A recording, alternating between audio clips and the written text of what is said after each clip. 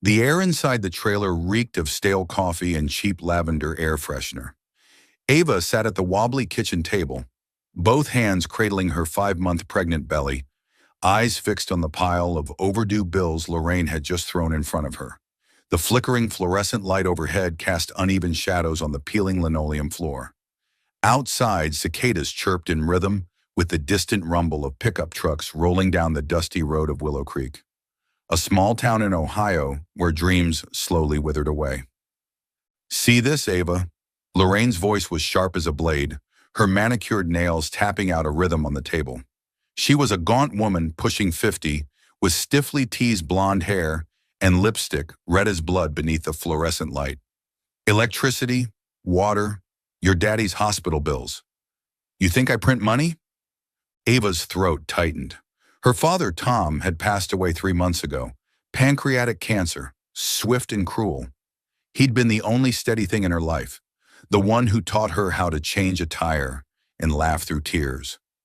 Now all that was left was this trailer, a mountain of debt, and Lorraine, the woman who married Tom 2 years ago and never let Ava forget she wasn't her real daughter. "I'm trying, Lorraine," Ava said softly, barely above a whisper. "I have shifts at the diner and—" "Trying?" Lorraine scoffed, tossing a credit card statement onto the pile. "Your potato frying tips won't cut it. And don't even get me started on that thing in your belly. What the hell were you thinking, letting that useless Caleb knock you up?" Ava's cheeks burned.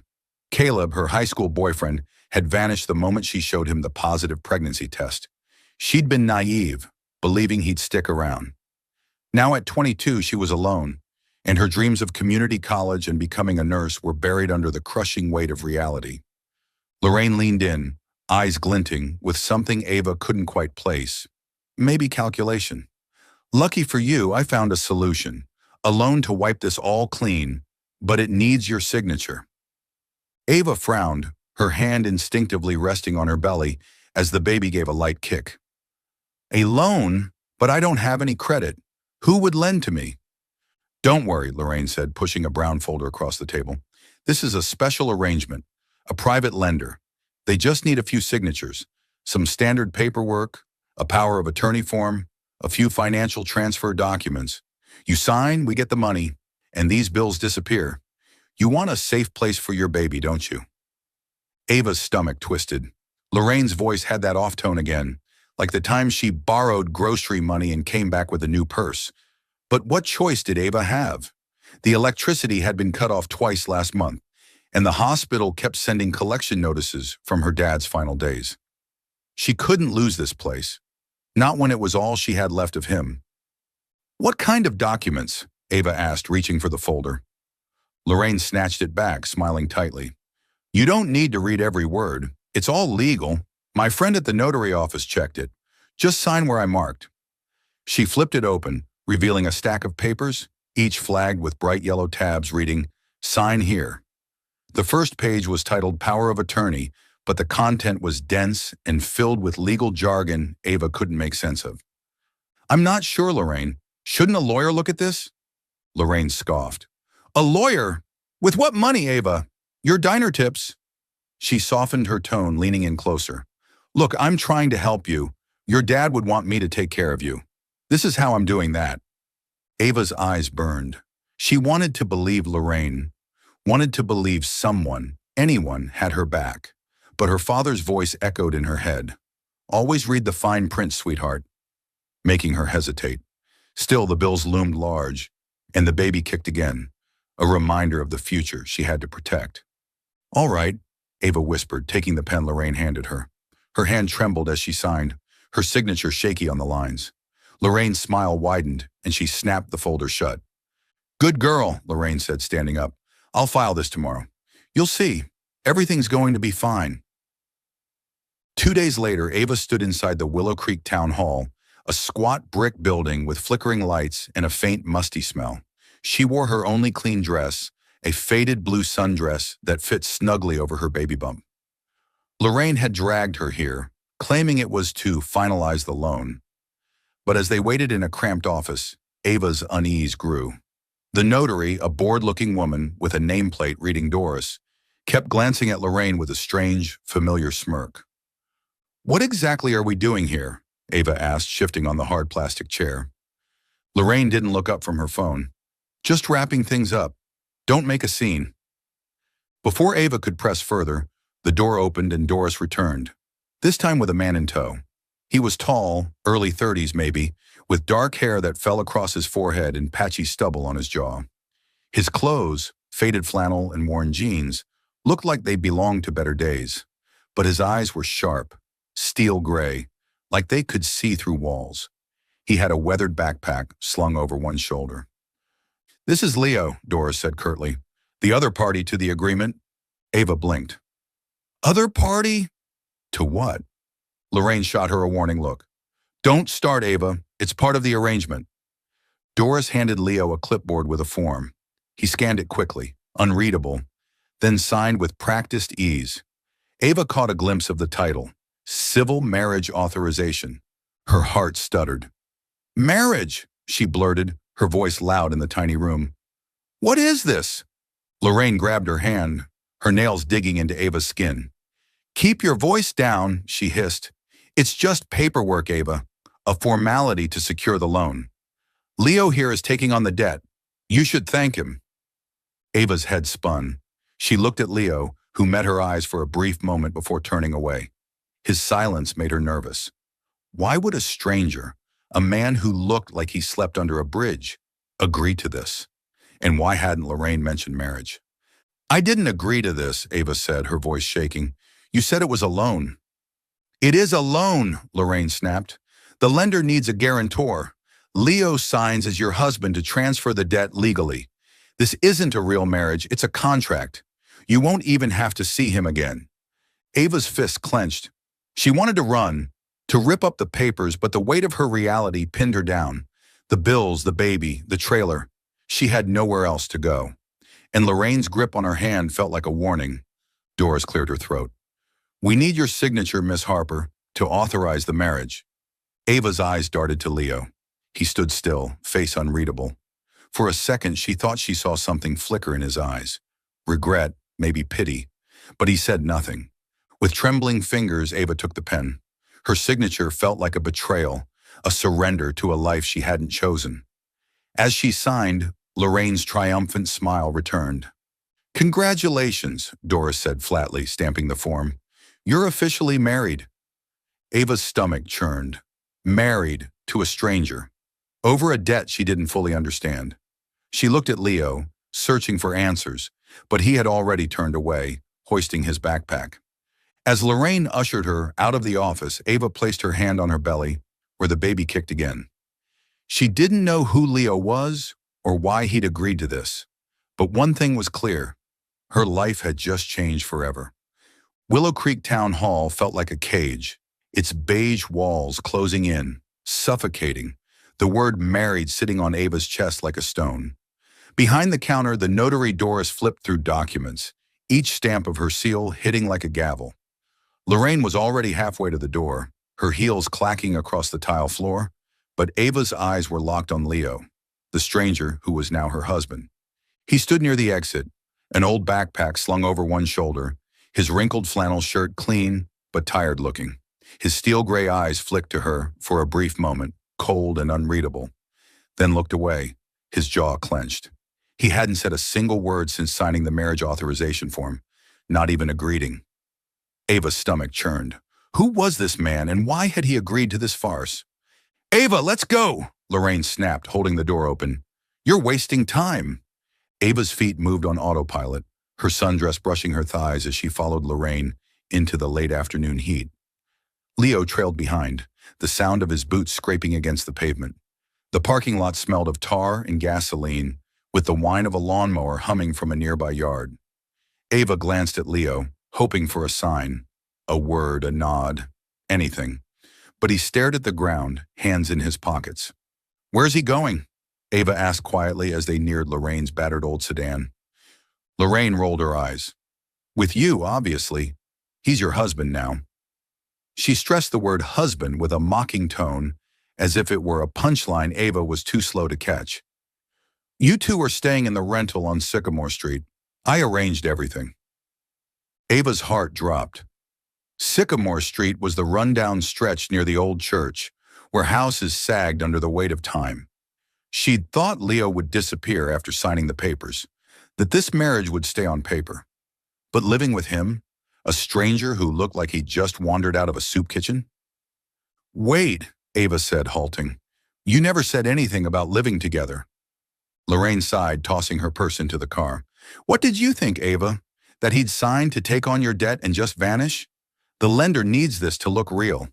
You two stay together until the debt's cleared. It's not like you have to play house.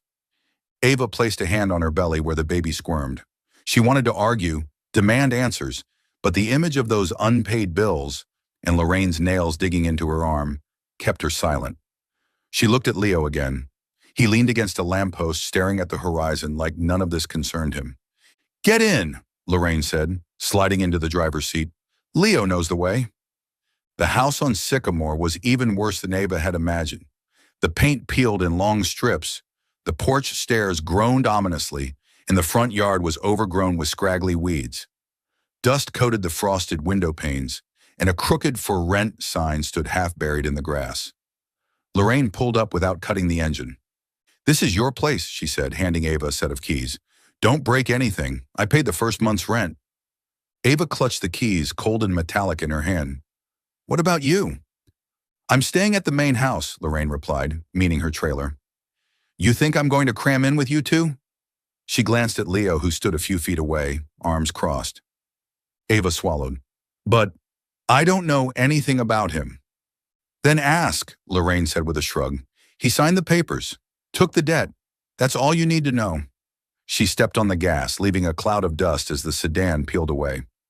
Ava stood there, on the edge of an empty street, feeling like the ground beneath her was falling away. She turned to Leo, who was staring at the house with a blank expression. The sunset cast an amber glow on his hair, but his eyes remained cold, like everything around him was just scenery. Hi, Ava said, her voice trembling. I'm Ava. Leo nodded, just once, without a word. He walked up the creaking steps and unlocked the front door with his own key. He already had one, she realized with a jolt.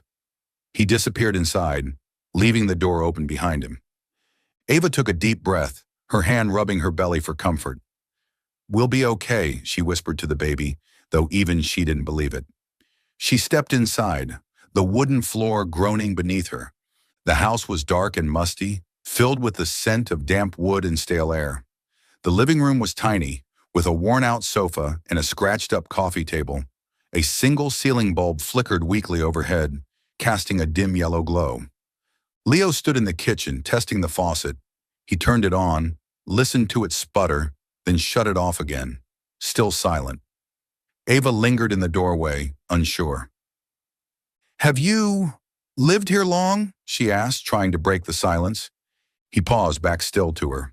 No, he said, his voice low and rough, like it hadn't been used in a long time. Just one word, but it landed solidly, discouraging further questions. Ava bit her lip. So why'd you agree to this? I mean, the contract. You don't even know me and still… Leo turned, locking eyes with her. That look stopped her cold. Not angry, but as if he were assessing her, weighing something. I have my reasons, he said, then turned away, grabbing his backpack and heading for the hallway. That room's yours. She watched him disappear into a bedroom, the door clicking shut behind him. Her heart pounded. Reasons. What kind of reasons made a man like him, silent, mysterious, seemingly out of place, walk into something like this? She didn't know, but the way he had looked at her, as if he saw something she didn't, gave her chills. Ava dragged her small suitcase into the remaining bedroom. It was bare, just a sagging mattress, a thin blanket, and a crooked wardrobe. She sat on the edge of the bed, dust rising into the air.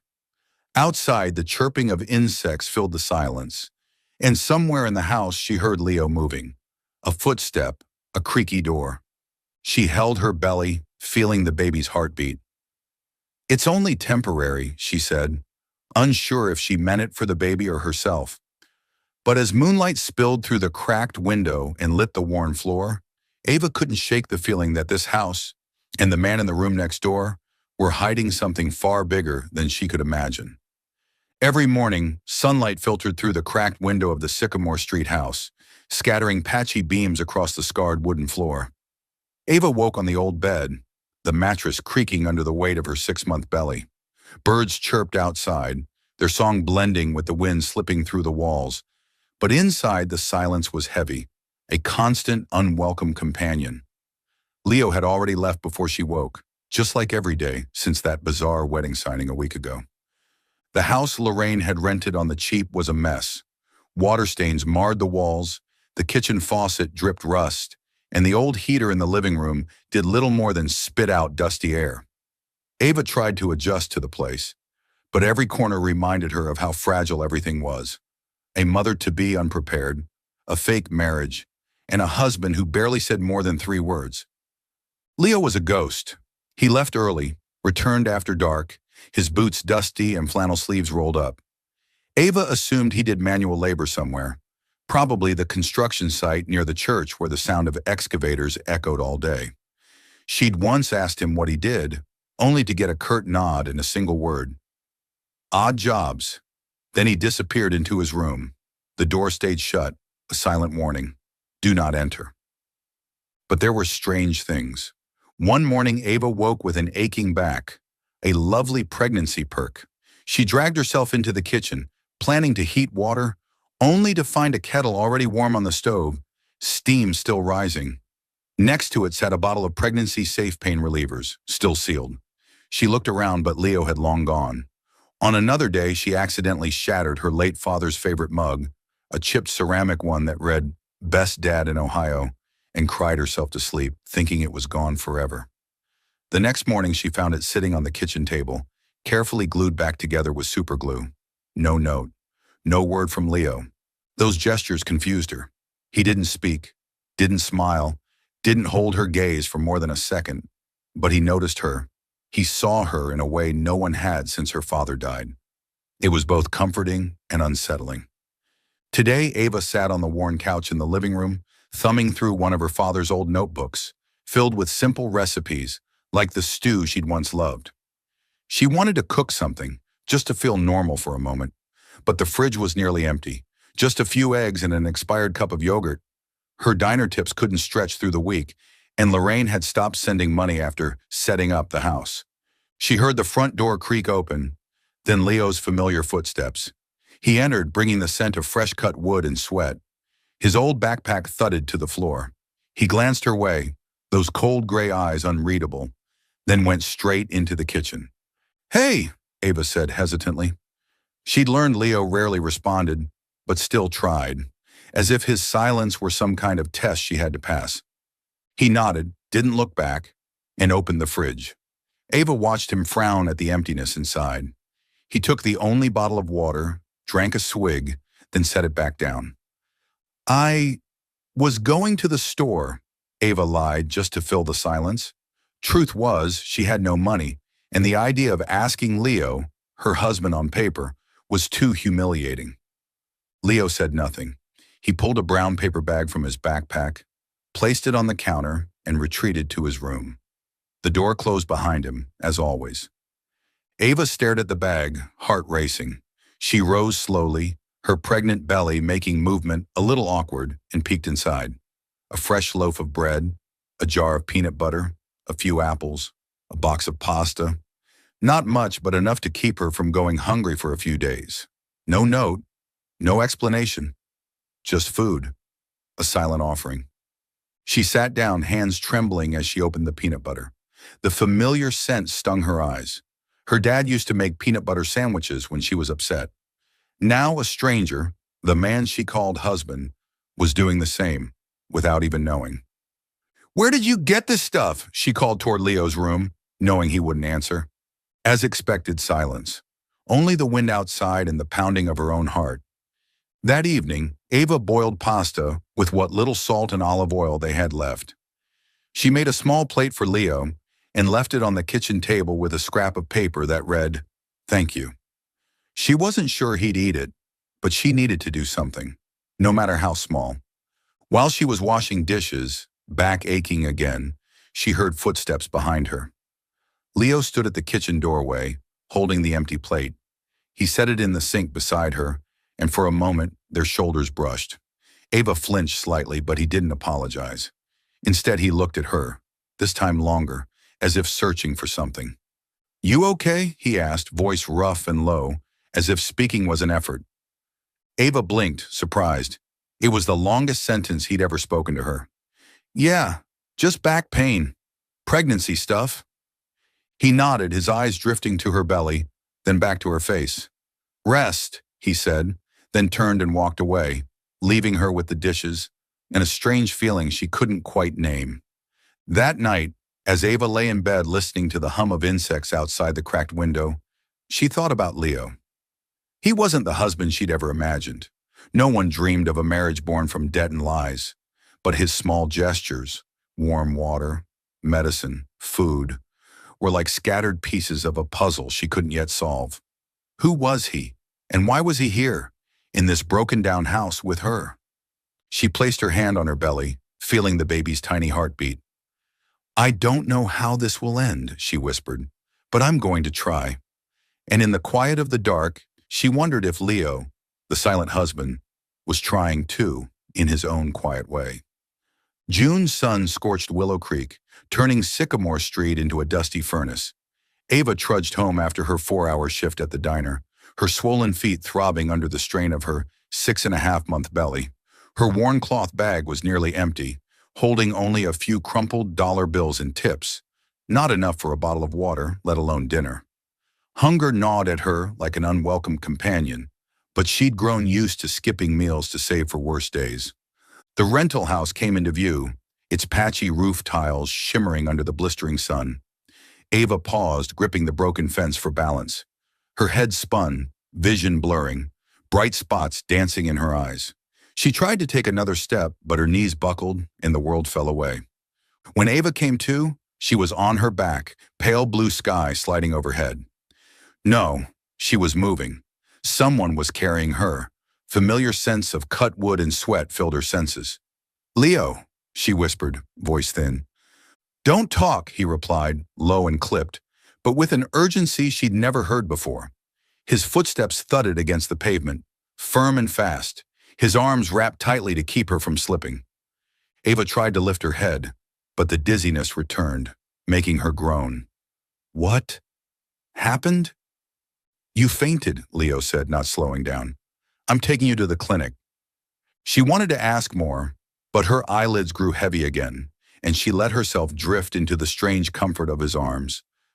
Leo, the silent husband who barely spoke a full sentence, now carrying her like she was the only thing that mattered. The clinic wasn't what Ava expected.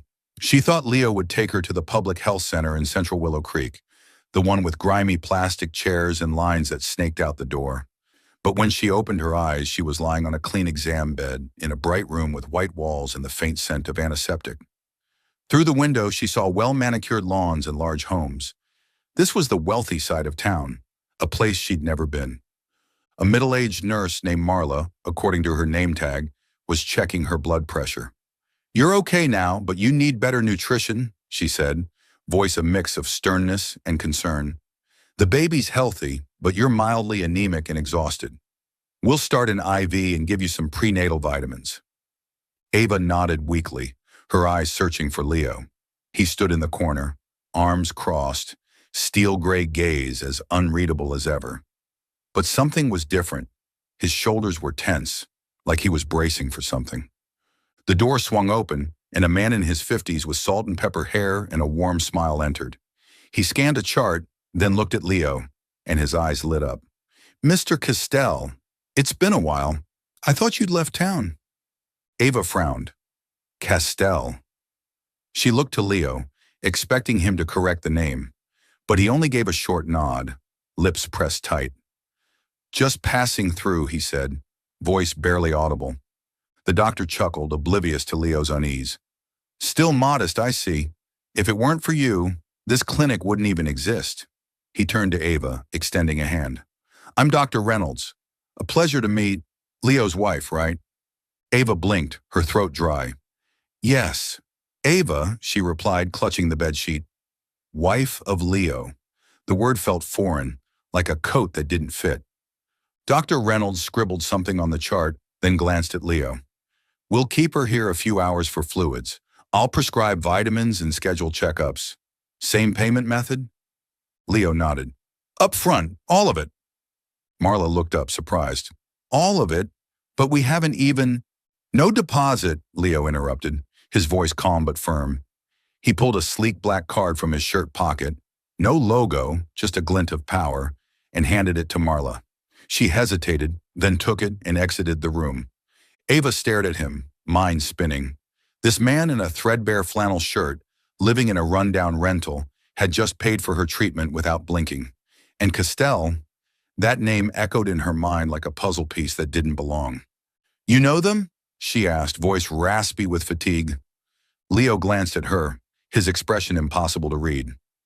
"Met them before," he said, then turned away, staring out the window like the conversation was over. Ava bit her lip. She wanted to ask more, about the doctor, the name, the card. But Leo's silence was a wall. She lay back, letting the IV drip cool liquid into her veins, trying to piece together what she knew. Leo wasn't homeless. Not entirely. He had money, connections, a past he wasn't sharing. But why was he here, in a fake marriage, with her? By the time they left the clinic, the sky had turned a brilliant orange. Leo walked ahead, hands in his pockets, saying nothing about what had just happened. Ava followed slowly, her sandals scraping the sidewalk. Her body felt better, but her mind was still heavy. "Thank you," she said, breaking the silence, "for bringing me here and for paying." Leo paused, turning to face her. In the dim light, his face had softened slightly, though it remained unreadable. "You need rest," he said, then turned back around. Ava tightened her grip on her bag, the question escaping her lips before she could stop it. "Is Castell your real name?" He stopped again, shoulders tensing. For a moment, she thought he might answer, offer her a real piece of who he was, but he only said, "Let's go home," and kept walking.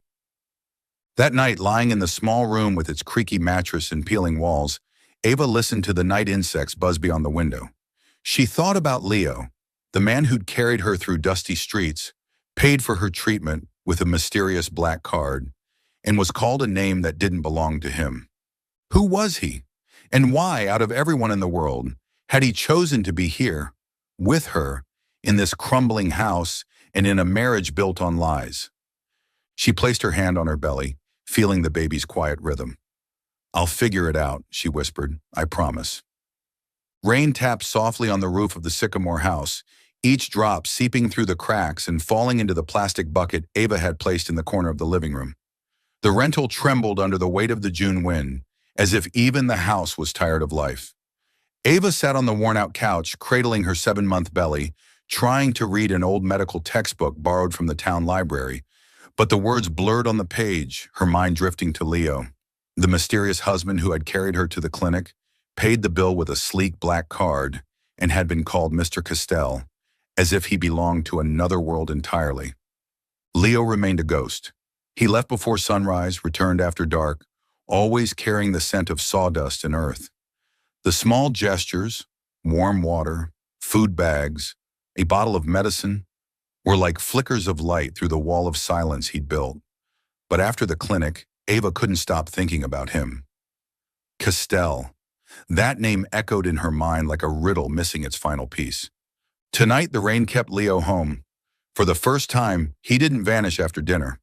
He sat at the scratched-up wooden kitchen table, working on a laptop Ava had never seen before. The screen glowed pale blue, the casing scuffed and worn, but the light highlighted the sharp angles of his face and the cold gray of his eyes. Ava stood at the kitchen threshold, clutching a glass of water, hesitating. She wanted to ask about the clinic, the name, but every time she tried to start a conversation, Leo would shut her out with silence. She took a deep breath and stepped inside, pretending to reach for a towel from the shelf. Leo didn't look up. His fingers flew across the keyboard, fast and precise, not like a man who did manual labor. Ava glanced over his shoulder, just intending to steal a quick look, but what she saw made her freeze. The screen displayed a complex financial software, charts, figures, and blinking data columns.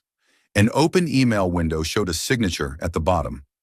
L. Castell Group Holdings. The name of the company sounded powerful, distant, something that belonged to Wall Street, not Willow Creek. Ava blurted out, "What's Castell Group Holdings?" Leo jolted, snapping the laptop shut with a sharp click. He turned, narrowing his eyes like she had just trespassed on a locked door. "What are you doing in here?" he asked, voice low but sharp. I was just getting a towel," Ava said, holding it up as proof, but she couldn't stop. "I saw the screen, the signature. That's you, isn't it? L. Castell?" Leo stayed silent, his hand gripping the edge of the table. In the dim glow of the kitchen light, there was something weary in his face, like a man carrying years of regret. He sighed, a heavy, worn sound, and stood, pushing his chair back. "You shouldn't have seen that," he said, but there was no anger, just resignation. "Why not?" Ava stepped closer, her heart pounding. "Who are you, Leo? You're not homeless. You're not some day laborer. You paid a medical bill without blinking.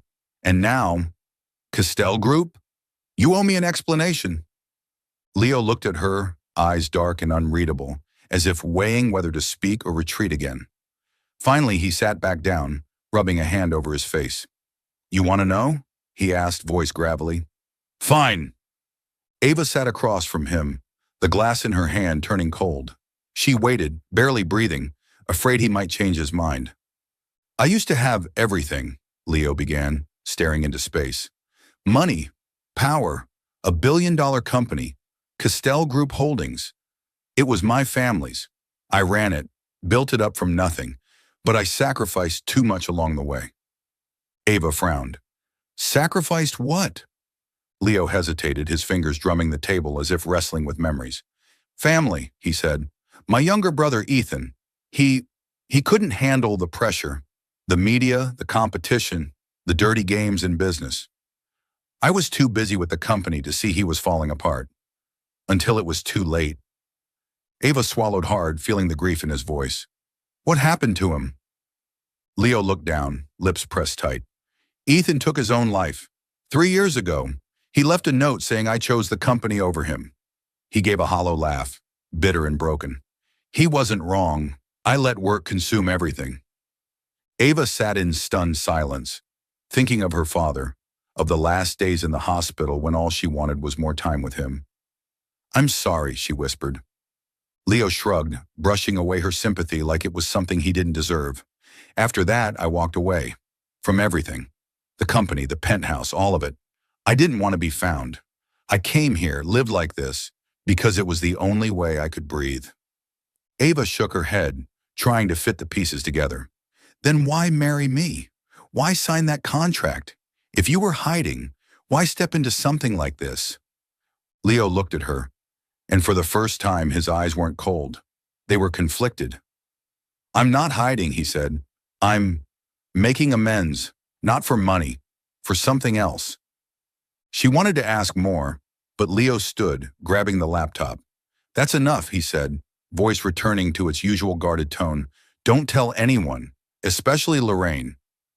He left the kitchen and Ava sat there, questions still tumbling in her mind. The table still held traces of him, the faint scent of coffee from his mug, the echo of the door closing down the hall. Castell Group Holdings, his brother. Suicide. The pieces were starting to form a picture, but it was still blurred at the edges. That night, as rain tapped against the window, Ava lay awake, thinking of Leo. The man who once had the world, now living in a crumbling house with a woman he barely knew, carrying a grief he refused to share. He wasn't the husband she would have chosen, but for the first time she felt a thread between them. Thin, but real. They had both lost someone. Both lived in the shadow of mistakes. She placed a hand on her belly, feeling the baby's heartbeat.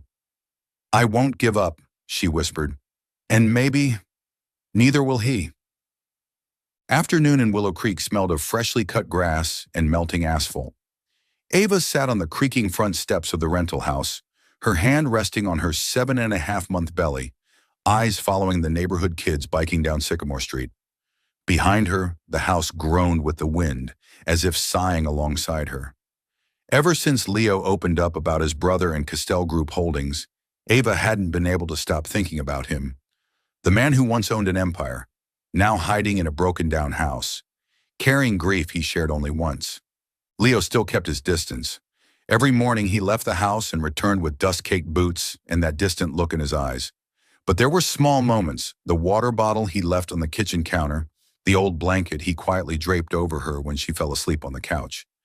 That made Ava feel he wasn't entirely out of reach. She wanted to ask more about his past, about why he agreed to their sham marriage. But every time she tried, he rebuilt the wall of silence. Today, Leo was home, rare. He was fixing the leaky kitchen faucet, the clinking of the wrench echoing through the peeling walls. Ava was just about to bring him a glass of water when she heard tires screeching outside. A sleek black SUV, far too polished for Willow Creek, pulled up in front of the house. The door opened and a man stepped out, mid-50s, silver hair slicked back, dressed in a perfectly tailored gray suit. He eyed the house with thinly veiled distaste, then knocked firmly on the door. Ava opened it, gripping the water glass tightly. "Hi, can I help you?" The man smiled, but his eyes were sharp as blades. "I'm looking for Leo. Leo Castell. He lives here, doesn't he?" Ava blinked, heart kicking in her chest. Castell. The name again, like a secret that refused to stay hidden. Before she could respond, Leo appeared behind her, drying his hands with a rag. "Richard," he said, voice low and cool. "What are you doing here?" Richard chuckled and stepped inside without waiting for permission.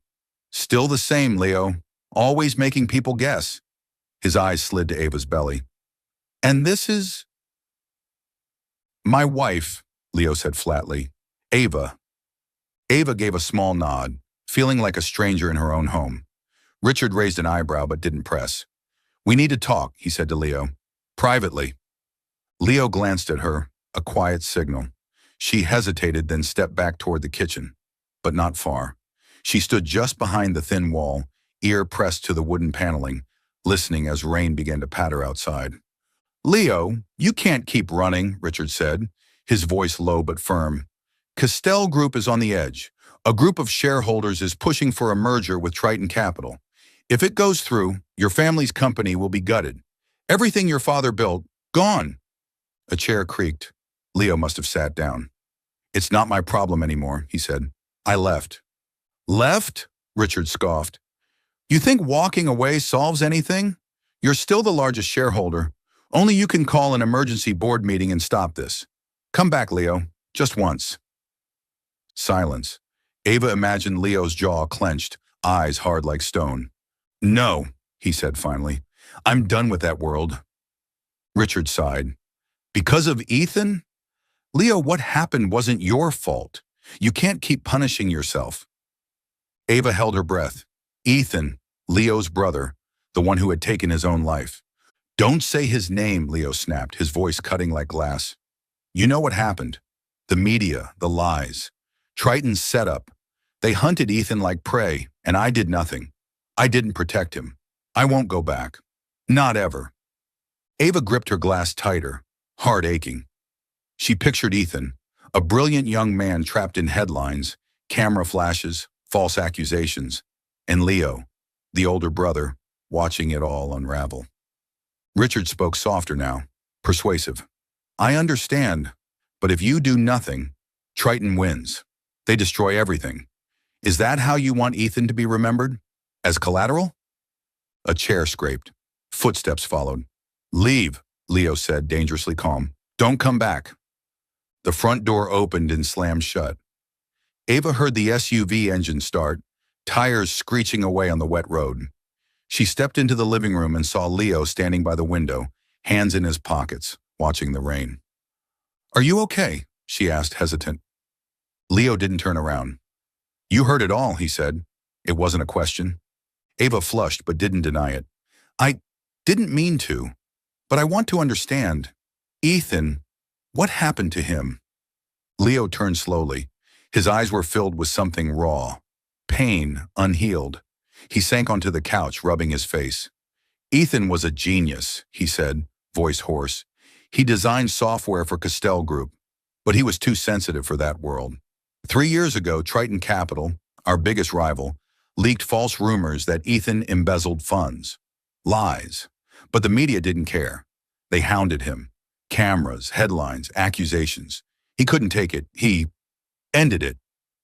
Ava lowered herself onto the other couch cushion, hand resting protectively over her belly. And you blame yourself. Leo gave a bitter laugh. I was his brother. I was supposed to protect him, but I was too busy signing deals, building empires. By the time I noticed, it was too late. He looked at her, eyes dull. That world, money, power, media, it devours everything. I want no part of it anymore. Ava nodded, thinking of her father, of the moments she wished she'd stayed with him longer at the hospital. But if you could stop Triton, save the company, wouldn't that be a way to make it right? For Ethan? Leo shook his head. There's no making it right, only surviving what's left. He stood, walked toward the hallway, then paused at the doorway. You don't understand, Ava.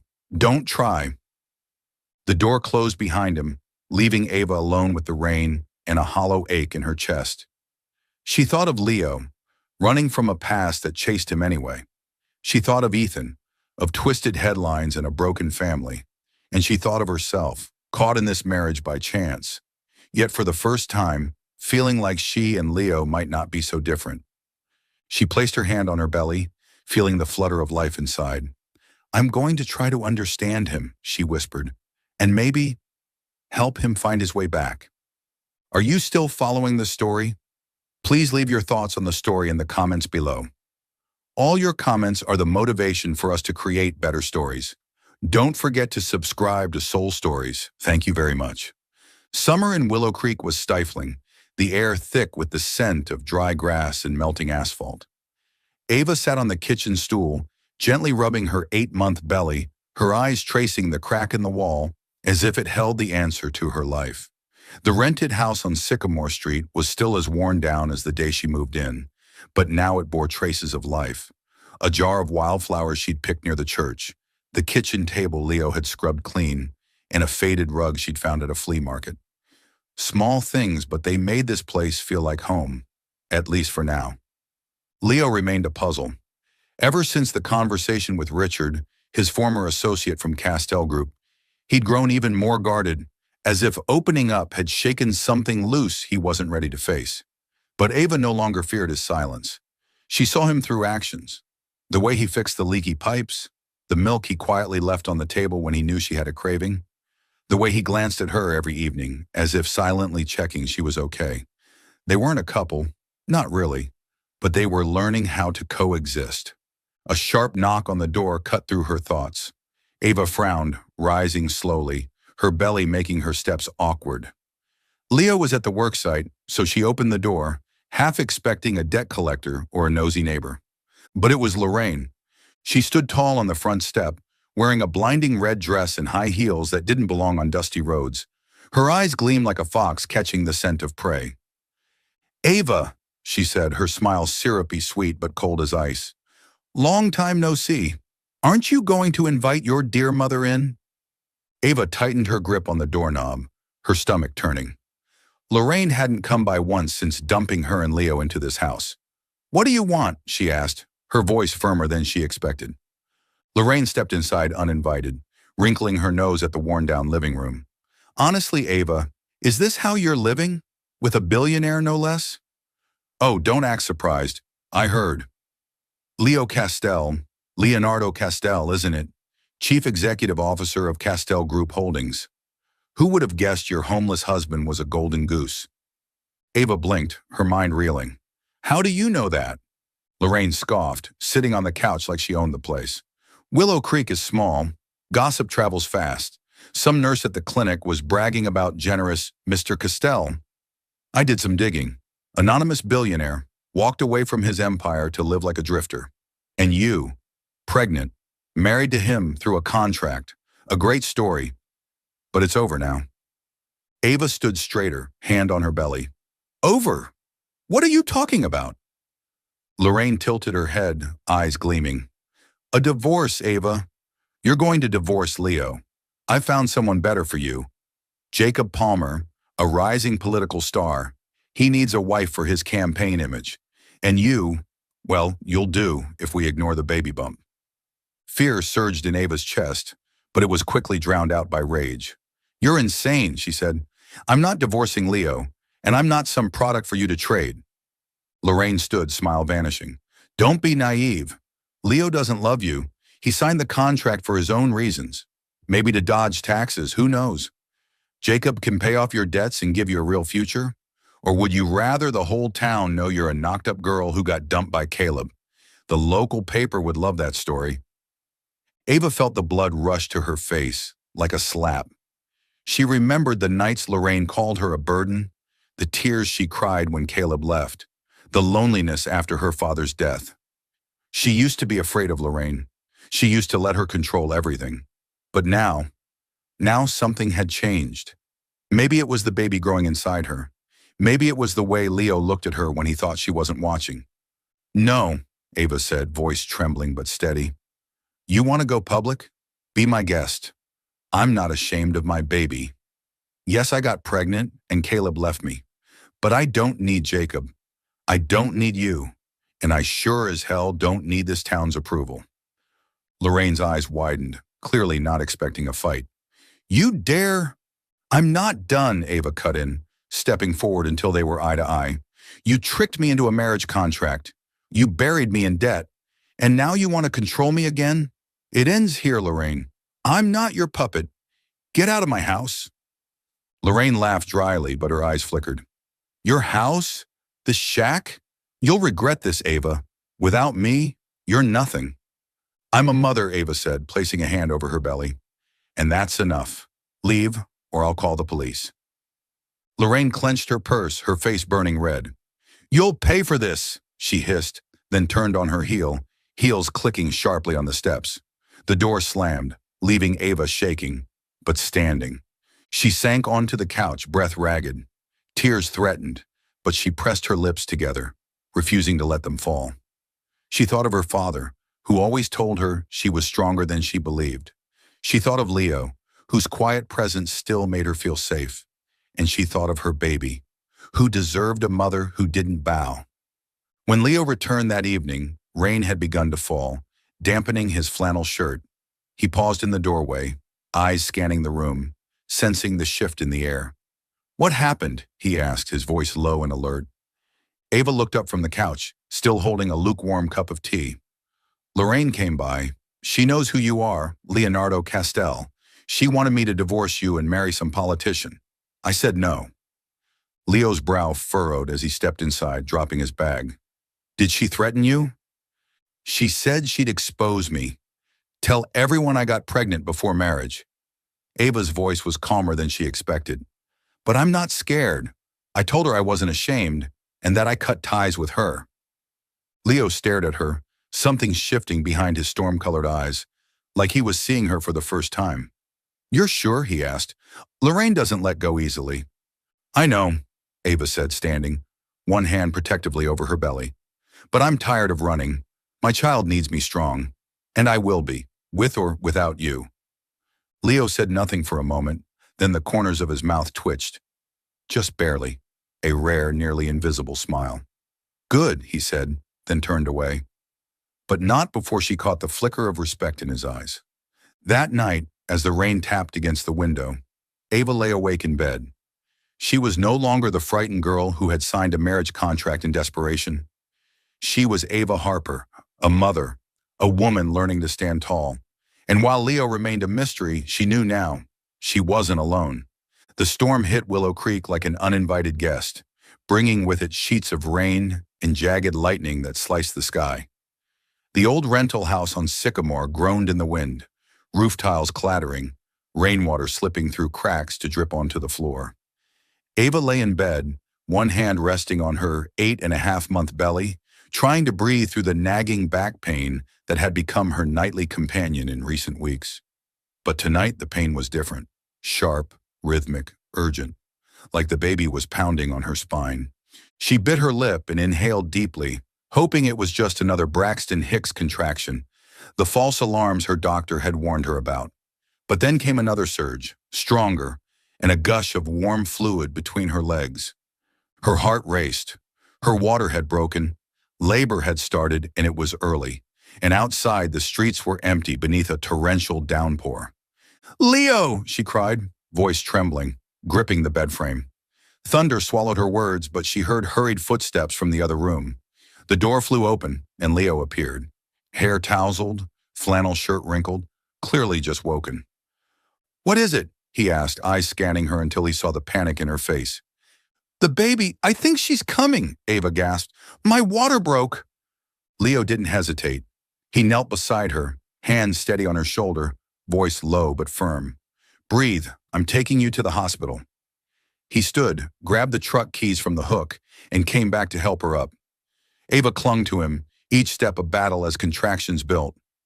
Outside, the rain poured like a waterfall. Wind whipped branches against the windows. Leo practically carried her to the old pickup truck parked out front, not caring that his clothes were soaked through. He opened the passenger door, eased her in, then ran around to the driver's side. The engine roared to life, tires screeching on the flooded street as they plunged into the storm. "Hold on," Leo said, his eyes locked on the barely visible road. Lightning flashed, illuminating his tense jaw and fierce concentration. Ava gripped the door handle, trying to breathe through the pain. Despite everything, the storm, the contractions, his presence grounded her. The drive to Willow Creek General was nerve-wracking. The wipers squealed across the windshield, struggling to clear the deluge. Several times the truck skidded on the slick pavement. Ava groaned, clutching her belly, fear rising like a tide. "What if we don't make it?" she whispered. "You will," Leo cut in, calm and absolute. He glanced at her, just for a second, but she saw the conviction in his eyes. "I won't let anything happen to you." The hospital glowed like a beacon in the storm, neon lights reflecting in puddles on the pavement. Leo screeched to a halt at the emergency entrance and jumped out, flagging down the nearest nurse. Two staff members rushed over with a wheelchair, helping Ava out of the truck while Leo stayed close, drenched but unmoving. They whisked her to the delivery room, rubber soles squeaking on the linoleum, the sterile scent of antiseptic hitting her nose. The pain came in crashing waves now, stealing her breath. She gripped the nurse's hand, focusing on the voice of the OB-GYN, a calm, middle-aged woman with steady hands and a soothing tone. "You're doing great, Ava. Breathe, we're almost there." Ava scanned the room for Leo, but he wasn't allowed in. His absence left a hollow ache. He, who had once been a stranger, was now the one she wished by her side. But she closed her eyes and thought of the baby, of her father, of herself. "You've got this," she told herself, echoing the words her dad once said. Hours blurred, pain, breath, sweat, pressure, and then, piercing through it all, the sharp, mighty cry of a newborn. Ava wept, not from pain but from relief, from overwhelming love, as a nurse placed the tiny bundle against her chest. The baby was warm and soft, with dark wisps of hair and a wrinkled forehead. "Congratulations," the doctor said, smiling. "You have a healthy baby girl." Ava stroked the baby's fine hair, whispering, "You're here. I'm here." By the time Ava was moved to recovery, the storm had softened to a drizzle. She lay in the hospital bed, the baby swaddled in a pink blanket against her chest, asleep. The door creaked open, and Leo stepped in. His hair was still damp, his clothes slightly drier thanks to a hospital-issued jacket. He paused at the threshold, his eyes moving from Ava to the infant in her arms. "Are you okay?" he asked, voice hoarse. Ava nodded, offering a weak smile. "We're okay. This is her." She hesitated, then added, "I want to name her Hope. What do you think?" Leo moved closer, gazing at the newborn. For a moment, something flickered in his eyes, something soft, almost sorrowful. Maybe he was thinking of Ethan. "Hope," he repeated, voice quiet. "It's good." He sat in the chair beside her bed. He didn't speak, but he didn't have to. His presence filled the space, steady and calm.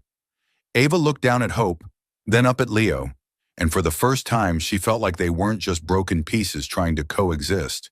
Their marriage had started with lies, with desperation and contracts, But now here was something real, a child, a connection.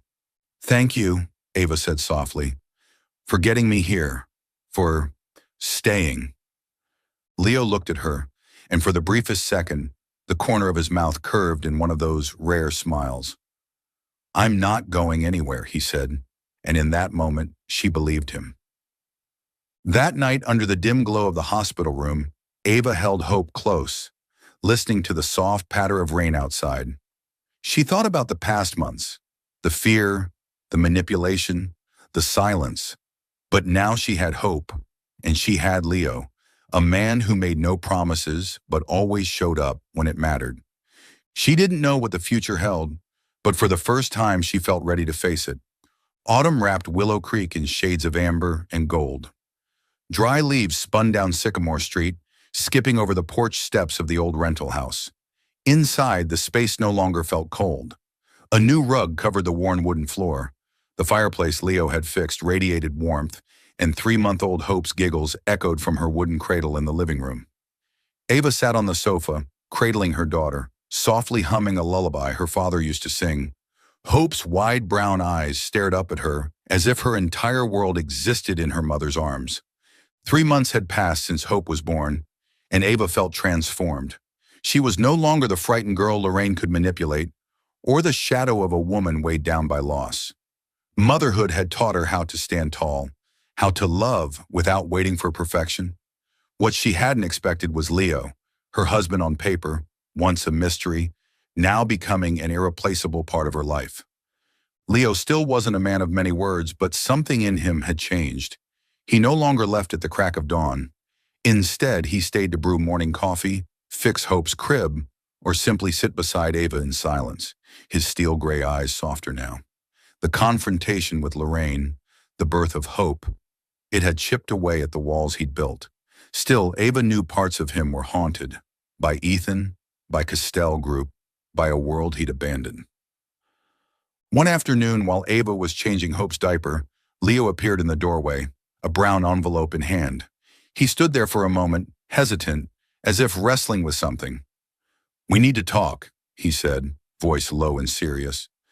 Ava placed Hope in her cradle, wiped her hands on her apron, and sat at the kitchen table. "What's wrong?" she asked, sensing the tension behind his gaze. Leo opened the envelope, pulling out a stack of papers. "Richard called yesterday," he said, referencing his old friend from Castell Group. "The merger with Triton Capital went through. The company's being dismantled, unless someone steps in. They want me back, just once, to convene the board and reverse it." Ava frowned, recalling Leo's tense conversation with Richard last month. "I thought you didn't want anything to do with that world anymore." "I didn't," Leo admitted, gripping the table's edge. "But if I don't act, Triton wins. They're the ones who destroyed Ethan. I can't let them erase the last thing my family built." Ava looked at him and saw the pain and resolve battling in his eyes. "So, you're going back?" Leo held her gaze. "Only if you come with me," he said. "I can't do it without you, Ava." She blinked, stunned. "Me? Leo, I don't know anything about corporations or finance. I'm just a mom, a girl from Willow Creek." Leo smiled, genuine, rare. "You're the woman who stood up to Lorraine, who gave birth to Hope, who turned this house into a home. You're stronger than you think. I need you, not as a prop, but as my partner." Ava fell silent, heart racing. Partner. The word rang like a promise, a door opening to a future she never dared imagine. She thought about her journey, from manipulated girl to confident mother, from a fake marriage to something quietly real. She didn't need Leo to rescue her. She wanted him because she loved him. Love that had grown slowly, through shared silences and small acts of care. "Okay," she said at last, her voice steady. "I'll go, but I want to do something. For women like me." Leo raised an eyebrow. "What do you mean?" Ava took a deep breath. "A foundation for single mothers, women trapped like I once was. I want to give them support, a way out, a future. If we're returning to your world, I want to leave my mark too." Leo looked at her, pride gleaming in his eyes. "Deal," he said, offering his hand.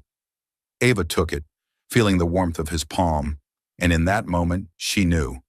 They were no longer just husband and wife on paper. Weeks later, Ava and Leo stood in a bright office high above Cleveland, 3 hours from Willow Creek. Castell Group Holdings occupied the 30th floor of a glass tower overlooking the glimmering surface of Lake Erie. Ava, in a simple blue maternity dress, held Hope snug against her chest in a sling. She felt small amid the suits and the clatter of keyboards, but Leo, dressed now in a crisp white shirt and slacks, still held her hand and anchored her with his presence. The board meeting was intense. Leo, sharp and composed, dismantled the Triton merger with facts, documents, and a confidence that didn't need volume. Ava sat quietly in a corner, watching him command the room. When the meeting ended, the board unanimously voted to cancel the merger. Castell Group had been saved. Afterward, in Leo's private office, he turned to her. "How are you holding up?" he asked, gently brushing Hope's dark hair. "I'm proud," Ava said, smiling, "and ready. I've been researching nonprofit structures. I want to call it the Hope Foundation, for her and for Hope." Leo nodded, pulling a folder from his drawer. "I had the lawyers draft this.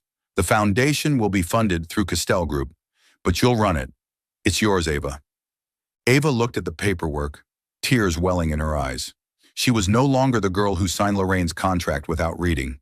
She was Ava Harper, mother of Hope, a woman who chose to love Leo, not for his money or power, but because he had stood beside her through the storm. That night, in their hotel room overlooking the city lights, Ava cuddled Hope as Leo wrapped an arm around them both. He whispered, "I don't know how to love, Ava, but with you and Hope, I'm learning." She smiled, placing her hand over his heart. "Love can be learned," she said, "and we've got a lifetime to practice." Bottom of form. The following autumn, Willow Creek glowed in a riot of crimson maples and golden light. The wind carried the scent of dry grass and warm sugar cookies from the town bakery.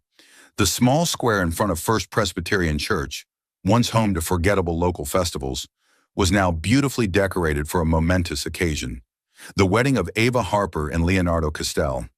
No more courthouse contracts, no trembling signatures made under pressure. This time, they were marrying for love. Inside the church's bridal room, Ava stood before the mirror. Her ivory wedding gown, simple yet elegant, hugged her figure, now slimmer since giving birth to Hope.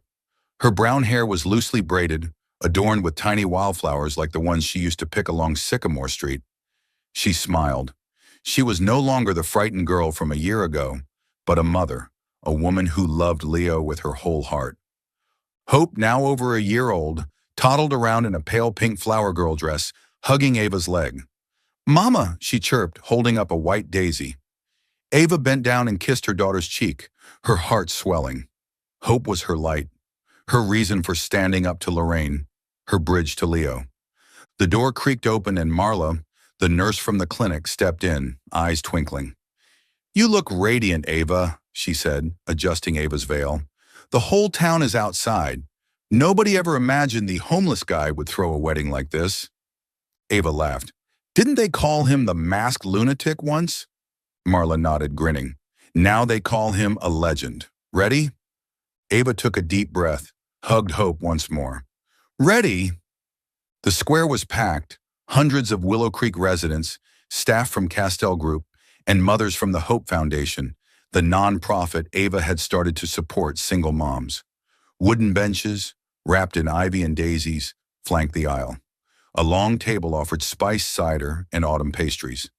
In the center, a floral arch waited. Beneath it stood Leo.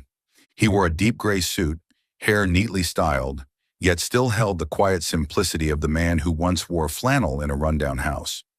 His steel gray eyes lit up as Ava stepped out, holding Hope's hand, accompanied by the gentle strings of Canon in D. The crowd fell silent, then erupted in applause. Ava's cheeks flushed, but her gaze never left Leo, the man who was once a mystery and now meant everything to her. As she reached the arch, Leo scooped up Hope, who giggled and tugged at his tie, earning laughter from the crowd. He handed her to Marla, then took Ava's hand, eyes fixed only on her. "You look beautiful," he murmured, voice warm and low. "You're not so bad yourself," she whispered back, smiling. The pastor, a kindly older man, began the ceremony. He spoke of love, of new beginnings, of how God brings together the most unlikely pieces. Ava listened, her mind drifting to the courthouse a year ago. The cold room, the shaky signatures, Leo's silent gaze. Now his hand was steady in hers, his presence a constant through every small moment. Warm water, peanut butter sandwiches, the storm that brought hope into the world. When it came time for the vows, Leo surprised everyone by kneeling. From his pocket, he pulled out a simple silver ring with a small pearl.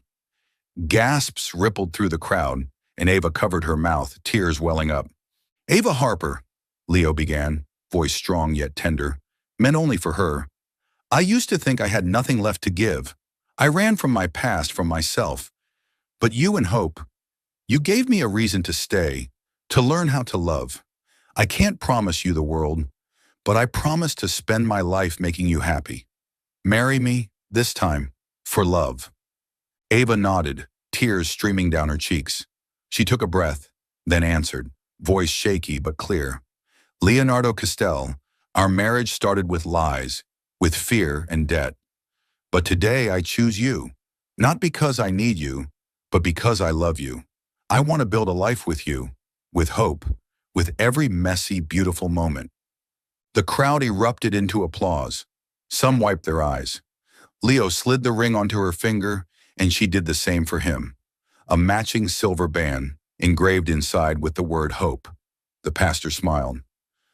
"I now pronounce you husband and wife. You may kiss the bride." Leo pulled her into his arms and kissed her, soft and deep, as if the world had narrowed to just the two of them. Hope clapped from Marla's arms, and daisies filled the air as the crowd cheered. The reception was filled with laughter and music. Willow Creek residents danced to country songs played by a local band. Children darted around, cookie crumbs on their faces. Ava and Leo cut their wedding cake, a simple vanilla sponge with white frosting and wildflowers. Hope sat on Leo's lap, trying to shove cake into his mouth, making them both laugh. Richard, Leo's old friend, raised a glass of cider as he approached. "You've surprised me, Leo," he said with a grin. "Leaving Wall Street to marry a small-town girl and become a father. But seeing you now, I think Ethan would be proud." Leo nodded, eyes shimmering. "Thanks, Richard." He glanced at Ava, who was laughing with the women from the Hope Foundation. "She makes me better." As night fell, Ava and Leo stood beneath the flower arch, Hope asleep in their arms. Moonlight spilled across the square, casting a soft glow on scattered daisies. Ava leaned into Leo, fingers tracing the edge of her silver ring. "Leo," she whispered, "why did you say yes that day at the courthouse? You never really told me." Leo was quiet, his gaze distant, like he was back in that cold city room. "I saw you," he said finally, "through a friend at the clerk's office, someone who knew about Lorraine's contract. You were pregnant, grieving your father, trapped. You reminded me of Ethan, when I failed to save him. I thought, if I helped you, even just on paper, maybe I could make up for a piece of that. But you gave me more than I ever expected. You gave me hope, and you." Ava smiled, a tear sliding down her cheek. "Then I guess we both paid our debts, in our own way." Leo kissed her forehead, whispering, "No more debts, just love." And they looked down at their daughter, then at each other, knowing that while their past was marked by pain, debt, loss, lies, their future was rooted in truth and in the love they had slowly, bravely learned. And beneath the starlit sky of Willow Creek, they stepped into their new life, hand in hand, with hope lighting the way. Seattle, January 2025, arrived with its signature drizzles. The city sparkled with lights from towering skyscrapers, but beneath Sarah Monroe's umbrella, the world was reduced to three tiny hands clinging tightly to her. Damien, Daniel, and Daisy, her 3-year-old triplets, walked along the rain-slicked sidewalk, their wide eyes marveling at the floating digital billboards on the street. Sarah smiled, though her heart felt unbearably heavy. This was a new beginning, but also a massive gamble. After 6 years living in a small town in Oregon, working at a local craft store to support her children, Sarah had decided to return to the city. Seattle wasn't just the place where she had once dreamed of becoming a graphic designer. It was also where she had once loved, once hurt, and once left everything behind. But now she was no longer the naive 24-year-old girl from 2019. She was a mother, and her children were the only reason she kept moving forward. Sarah had applied for a design position at a tech startup called Spark Vibe, a small company advertised as a space for creative freedom. What she didn't know was that just weeks earlier, Spark Vibe had been acquired by Blackwell Industries, the tech giant led by Ethan Blackwell, the man she once loved. To Sarah, Ethan was nothing more than a painful memory, locked away in the drawer of the past. She didn't read the news, didn't follow updates about billionaires, and had no idea she was about to walk straight into fate. Today was interview day. Sarah had no choice but to bring her kids along. She couldn't find a sitter. She knelt down and gave them strict instructions. Stay in the waiting room. No wandering, okay? Damien, the most sensitive of the three, nodded seriously, his big brown eyes brimming with curiosity. Daniel, quiet and fascinated by machines, clutched his handmade robot model, and Daisy, the frail one with pale blonde hair, held her mother's hand tightly and coughed softly. "I'll be back soon," Sarah reassured her, brushing her daughter's hair. The Spark Vibe building sat in the heart of Seattle, a modern glass high-rise with touchscreens embedded throughout the lobby. Sarah seated her children in the waiting area, where soft couches surrounded a large screen displaying an ad for artificial intelligence. She gave Damien a firm look. "You're the oldest. Watch over Daniel and Daisy, okay?" He nodded, though his eyes had already drifted to the far end of the lobby, where a glass door slid open to reveal a brightly lit hallway filled with glowing tech. The interview went smoothly. The recruiter, a young woman named Mia, seemed genuinely impressed by Sarah's portfolio. "We need creative minds like yours," Mia said with a smile. Sarah felt a flicker of hope. Maybe she really could start over. But as she stepped out of the interview room, her heart nearly stopped. The waiting area was empty. Damien, Daniel, and Daisy were gone. "Kids?" Sarah called out, her voice trembling. She dashed across the lobby, scanning every corner, but only saw men in suits passing by, uninterested. She rushed to the front desk, nearly shouting, "My kids! 3 of them.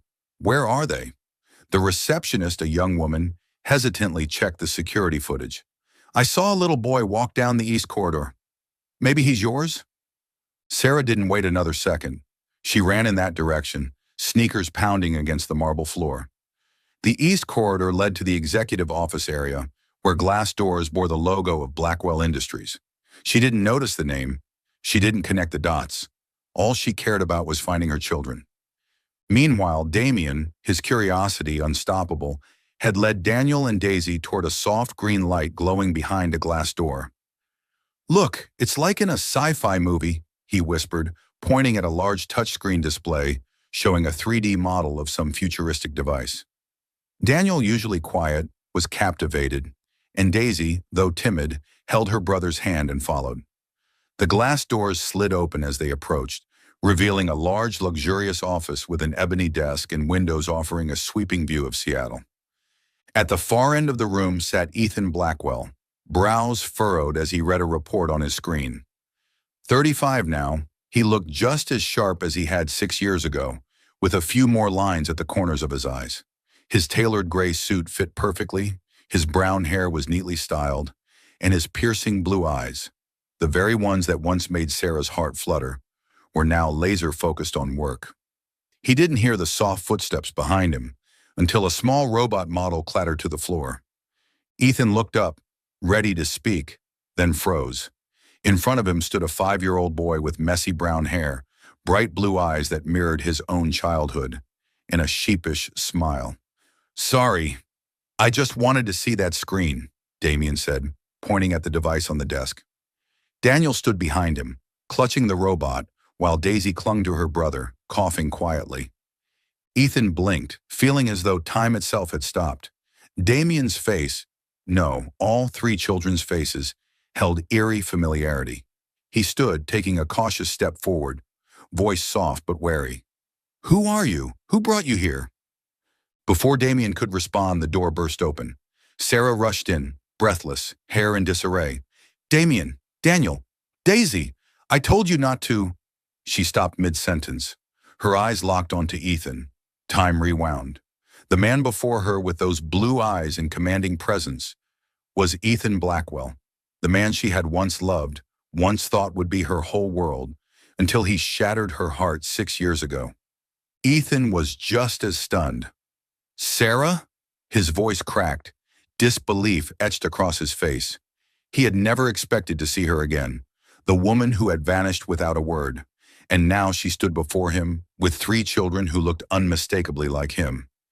Sarah quickly composed herself, though her heart pounded violently. She knelt, pulling her children close.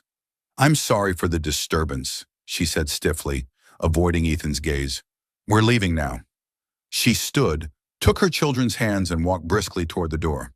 "Wait!" Ethan called out, but Sarah didn't look back. The glass door closed behind her, leaving him standing alone, reeling. Damien, Daniel, Daisy, the names echoed in his mind. And Sarah, the woman he had once loved, once lost. This couldn't be a coincidence. Ethan turned back to his desk and pressed a button on the phone. "Lena," he said to his assistant, voice cold but firm, "find everything you can on a woman named Sarah Monroe. Immediately." Meanwhile, Sarah guided her children out of the building, holding them close beneath the Seattle rain. She had no idea that the door she had locked tightly 6 years ago had just been opened again. The rain in Seattle continued to fall, tracing blurred streams down the windows of Ethan Blackwell's office. He stood there, one hand braced against his ebony desk, eyes fixed on the glass door where Sarah and the 3 children had just disappeared. The boy, Damien, the name Sarah had called him, was etched into his mind. Those deep blue eyes, the tousled brown hair, and that shy smile mirrored a photo Ethan had once seen in his mother's old album, a picture of himself at age 5. Not just Damien. The other 2, Daniel and Daisy, also carried features disturbingly familiar, like miniature versions of himself. Ethan wasn't a man easily shaken. 6 years at the helm of Blackwell Industries had taught him how to stay composed, no matter the surprise. But now that composure was cracking. Sarah Monroe. Her name rang in his mind, dragging up memories he had tried hard to bury. Her bright smile during her internship at Blackwell, the evenings they spent beneath Seattle's soft lights, and then her sudden disappearance 6 years ago, without a single word. He'd told himself she had chosen to leave, but now her reappearance with 3 children made everything spin out of control. He sat down, his hand absently brushing across the touchscreen on his desk. A thought struck, sharp, undeniable. Those children might be mine. The idea made his heart race and sent a strange chill through him. He didn't know anything about them. He didn't know anything about Sarah's life over the past 6 years, but his instincts screamed that this was no coincidence. The ring of his phone snapped him back to reality. Lena, his assistant, spoke in her crisp, professional tone. "Sir, I've looked into Sarah Monroe as you requested. She recently applied for the graphic design position at Spark Vibe, our newly acquired subsidiary. Her file lists her as 30 years old, recently relocated from Oregon, and..." Lena hesitated. "She's the mother of 5-year-old triplets." Ethan's hand clenched, voice steady but tight. "What are their names?" "Damien, Daniel, and Daisy Monroe," Lena answered. "I can dig for more information, but it'll take some time." "Do it," Ethan ordered, his tone cold but urgent. "I want everything.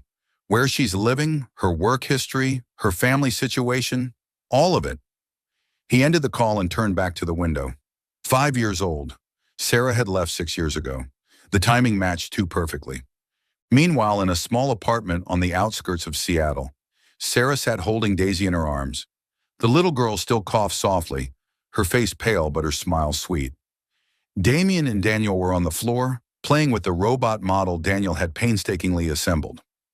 "Mom," Damien asked suddenly, his curious eyes fixed on her. "Who was that man in the office?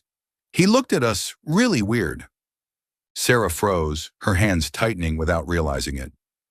"He's just someone who works there," she replied, her voice unsteady. "You can't run off like that again. Do you hear me? You scared me."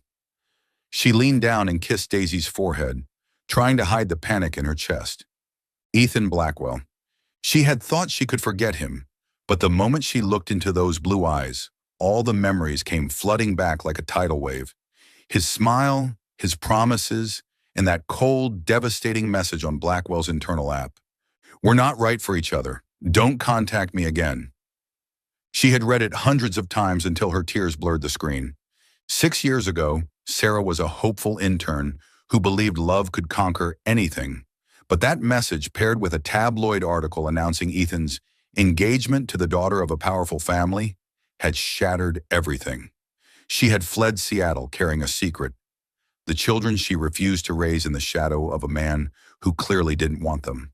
And now he was just steps away again. The way he looked at Damien had terrified her. Did he recognize him? Was he suspicious? Sarah stood and poured a glass of water, trying to calm her racing thoughts. He doesn't know, she told herself, and he won't. She had built a life for her children, and she wouldn't let the past ruin it. If she got the job at Spark Vibe, she'd keep her distance, work hard, and make sure Ethan Blackwell never entered her children's world. But Ethan wasn't the kind of man to let go. Later that evening, under the bright lights of his office, he received an email from Lena. The attached file included Sarah's application, her temporary Seattle address, and a photo, taken at a park in Oregon, of her with the 3 children. Ethan zoomed in on the image, studying the faces of Damien, Daniel, and Daisy. His chest tightened. Not just Damien. Daniel had his thick eyebrows, and Daisy, though frail, wore a smile eerily similar to his mother Eleanor's in the old family photos. He remembered the moment Sarah had burst into his office, hair a mess, eyes wide with fear, but fierce in her protection of the children. She had changed. She was no longer the innocent girl he once knew. She was stronger now, but more distant too. "Sorry for the disturbance," she'd said, avoiding his eyes like looking at him physically hurt. Why did she leave 6 years ago? Why didn't she ever come back? And these children, who are they really? Ethan shut his laptop, stood, and stared out at the city swallowed in darkness. He didn't believe in coincidences. Sarah Monroe wasn't just a ghost from the past. She was the answer to questions he had never dared to ask. And he would find the truth, no matter how long it took. Sarah sat in the dimly lit apartment on the outskirts of Seattle, the soft glow of a desk lamp casting a warm hue on her face. Daisy was already asleep, her breathing gentle on the small bed, while Damien and Daniel whispered to each other about the robot model in the corner of the room. But Sarah's mind wasn't there. The unexpected encounter with Ethan Blackwell the day before, his stunned gaze when he looked at the children, had flung wide open the door to a past she had spent 6 years trying to seal shut. She closed her eyes and the memories came rushing back, clear as if it had happened only yesterday. Back in 2019, Sarah Monroe was 24, a dreamy and ambitious graphic design intern at Blackwell Industries. Seattle, with its rain-soaked streets and glittering skyline, felt like the perfect place to build a future. Blackwell Industries, a tech titan, was every graduate's dream workplace.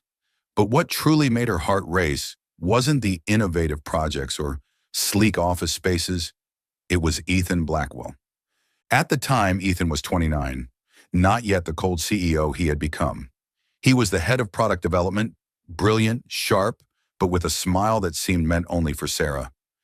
They met during a team meeting when Sarah presented a UI design concept for a new app. "You have talent," Ethan said, his deep blue eyes locking with hers, and she felt her cheeks flush. From that moment, brief hallway chats turned into after-work coffees and then into weekend walks along Puget Sound, where Ethan shared dreams of making technology accessible to all, and Sarah talked about the sketches she'd drawn since she was a child. Their love blossomed quickly, intense yet discreet. Ethan, heir to the Blackwell empire, disliked attention. Sarah, a small-town girl, was unaccustomed to the glitz of high society. But when they were together, they were just Ethan and Sarah. No barriers, no expectations. One summer night, under the soft moonlight in Ethan's apartment, they crossed a line. Lying in his arms, Sarah felt as though the world had melted away. "I'll always be here, Sarah," Ethan had whispered, and she believed him. But weeks later, everything changed. Sarah discovered she was pregnant. Panic hit first, but underneath it was joy. The babies, she didn't yet know it was triplets, were a gift born of love. She decided to tell Ethan, even though she feared he might not be ready. She planned to meet him after work, rehearsing her words over and over in her head. But before she could speak to him, a notification popped up on her phone. From Blackwell Connect, the company's internal messaging app. It was from Ethan Blackwell's verified account, marked by the badge reserved for senior executives. The message was brief and clinical, the way he approved business reports. "Sarah, we're not right for each other. Don't contact me again." Sarah read it over and over, her heart stopping. The tone was unmistakably Ethan, blunt, decisive, like the way he handled meetings. But what shattered her was the finality. No explanation, no chance to speak. She tried calling, hands trembling. But the only number she had, his work line, returned a message. No longer in service. She messaged him through Blackwell Connect. "Ethan, I need to talk. Please." There was no reply. She even went to the office only to be told by security that Ethan was out of the country on business. Desperate, she left a handwritten note at the front desk. "Ethan, I need to see you. Sarah." She never knew that note was intercepted and quietly destroyed by Helen, the personal assistant of Eleanor Blackwell, Ethan's mother. Helen wasn't acting out of loyalty alone. Eleanor had promised her a promotion to upper management if she could take care of Sarah. To Eleanor, Sarah was a threat, a small-town intern with no pedigree, no prestige, utterly unfit for the future she envisioned for her son. Ethan was destined to inherit Blackwell Industries and marry into a powerful family to secure corporate alliances. "This girl will ruin everything," Eleanor had said behind closed doors. "Make sure she disappears, and Ethan must never find out." Sarah knew nothing of this scheme. All she knew was that her heart had shattered. 2 days after the message, an article spread online. Ethan Blackwell engaged to Sophia Langley, heiress of Langley Tech. A photo of Ethan smiling beside a glamorous blonde in a glittering evening gown struck like a final blow. Sitting alone in her apartment, tears streamed down Sarah's cheeks as her hand rested over her stomach. "It's just you and me now," she whispered, though she didn't yet know there were 3 lives growing inside her. She went back to Blackwell Industries one last time, praying to see Ethan, but security told her he wasn't scheduled to return. Standing beneath the relentless Seattle rain, Sarah felt invisible, small and helpless against the Blackwell empire. She decided to leave, not just because her heart was broken, but because she wanted to protect her children from a father who, it seemed, didn't want them. She moved to a small town in Oregon, took a job at a craft store, and raised Damien, Daniel, and Daisy with all the love she had. Every night, watching them sleep, she reminded herself she had made the right choice. But now, as the memories of Ethan came rushing back, she couldn't help but wonder, did I really know him at all? The Seattle rain had finally eased, leaving shimmering puddles on the streets. In Ethan Blackwell's expansive office, sunlight streamed through the tall windows, illuminating his desk, where a child's drawing lay neatly placed. The picture, sent through Blackwell Industries' internal mail system, was a single sheet of A4 paper, drawn with clumsy but heartfelt crayon strokes. In the center were 4 stick figures holding hands, a long-haired woman, 3 small children, and a tall man with carefully colored blue eyes.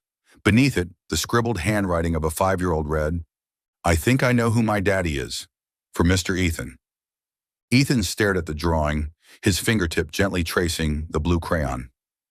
Damien, the curious, sensitive boy who had stumbled into his office 2 weeks ago, was now tugging at his heart in a way Ethan hadn't expected.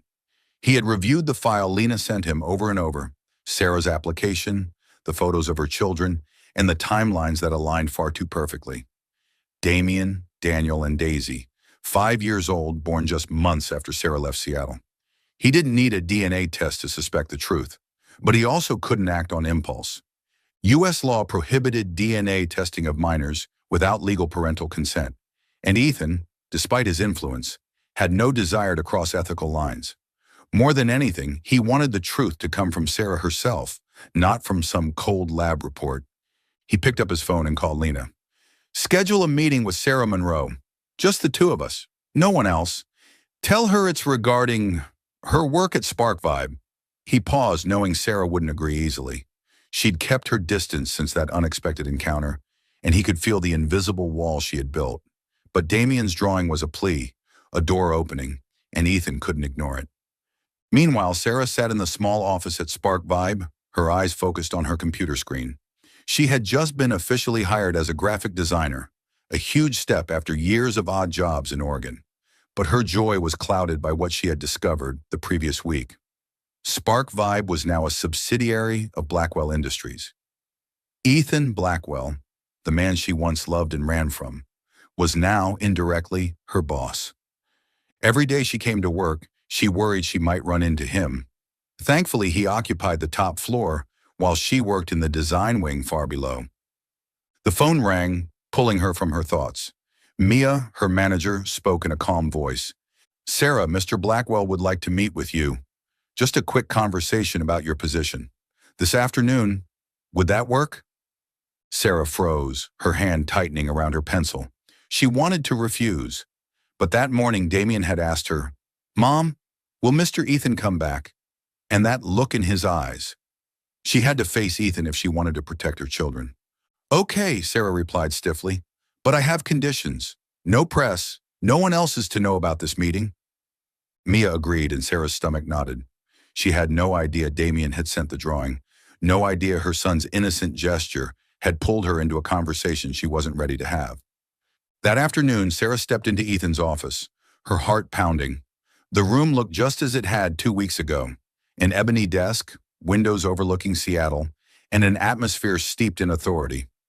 Ethan rose to his feet, his tailored gray suit perfectly in place, his piercing blue eyes fixed on her with a mix of curiosity and restraint.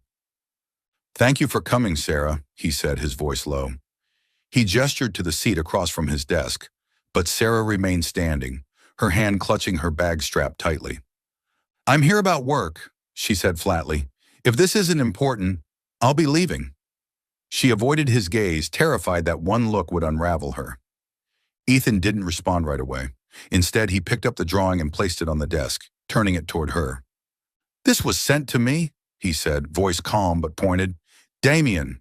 He wrote that he thinks he knows who his father is." Sarah felt the blood drain from her face. She rushed forward, snatching the paper, panic in her eyes. "Damien doesn't know what he's doing," she said, her voice trembling. "He's just a curious child. Don't read too much into it." She shoved the drawing into her bag as if hiding it could erase Ethan's suspicions. "Sarah," Ethan said, stepping closer. His tone softened, but his resolve didn't waver. "I'm not trying to cause trouble, but I need to know the truth. These children, they might be mine, right?" He paused, locking eyes with her, waiting. Sarah turned away, taking a deep breath. She wanted to scream, to run, but she knew she couldn't. Her children were everything, and she would face anything to protect them. "If you want to talk about my kids," she said coldly, "there's nothing to discuss. They're mine. Only mine." Ethan's jaw clenched, but he forced himself to remain calm. He had considered pushing for a DNA test, but the law and his conscience held him back. He didn't want to pressure Sarah. He wanted her to choose to tell him, even if it took time. "Fine," he said finally. "I respect that. But at least let me help. The children, they must need support, medical care, school, anything. I can provide financial assistance." Sarah laughed, bitter and sharp. "Financial assistance?" she scoffed, eyes flashing. "You think money fixes everything? I've raised them for 6 years without anyone's help. I don't need yours, Ethan." She turned to leave, but he called out, "Sarah, I'm not trying to fight. I just want to do what's right. If they are." He couldn't finish the sentence. "If they're connected to me, I want to take responsibility." Sarah stopped, her hand on the door handle. She turned back, pain etched into her features. "Responsibility? 6 years ago, you chose to walk away. Don't talk to me about responsibility now." She opened the door and walked out, leaving Ethan reeling. He stared at the desk, at the copy of Damien's drawing he had kept before giving Sarah the original. Her final words echoed in his mind. You chose to walk away, but he hadn't. Sarah had vanished without a trace. So why was she speaking as if he had betrayed her? Ethan sat down, rubbing his temples. Something wasn't right, and he was going to find out what it was.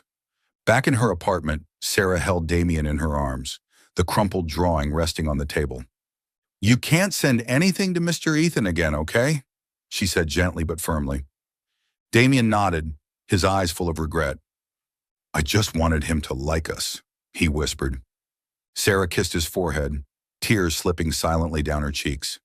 She didn't know how to protect her children from the past, but she knew one thing. She wouldn't let Ethan take them away. Even if deep down, her heart still trembled at the sound of his voice. March in Seattle brought cold winds, but rare sunlight broke through the clouds, casting a golden glow on the small park near Blackwell Industries. Ethan Blackwell stood by a wooden bench, holding a paper bag of chocolate chip cookies, his gaze following three children playing on the grass. Damien, with his messy brown hair, was chasing a soccer ball, laughing out loud.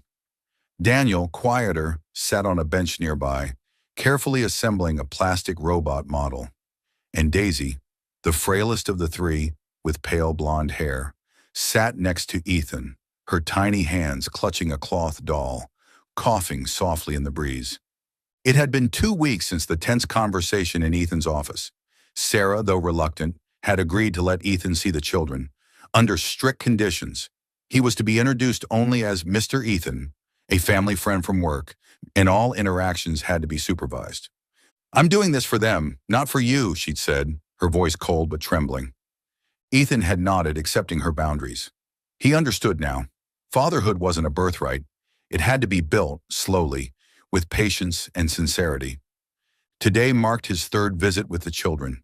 He had chosen the park instead of the office to help them feel more comfortable.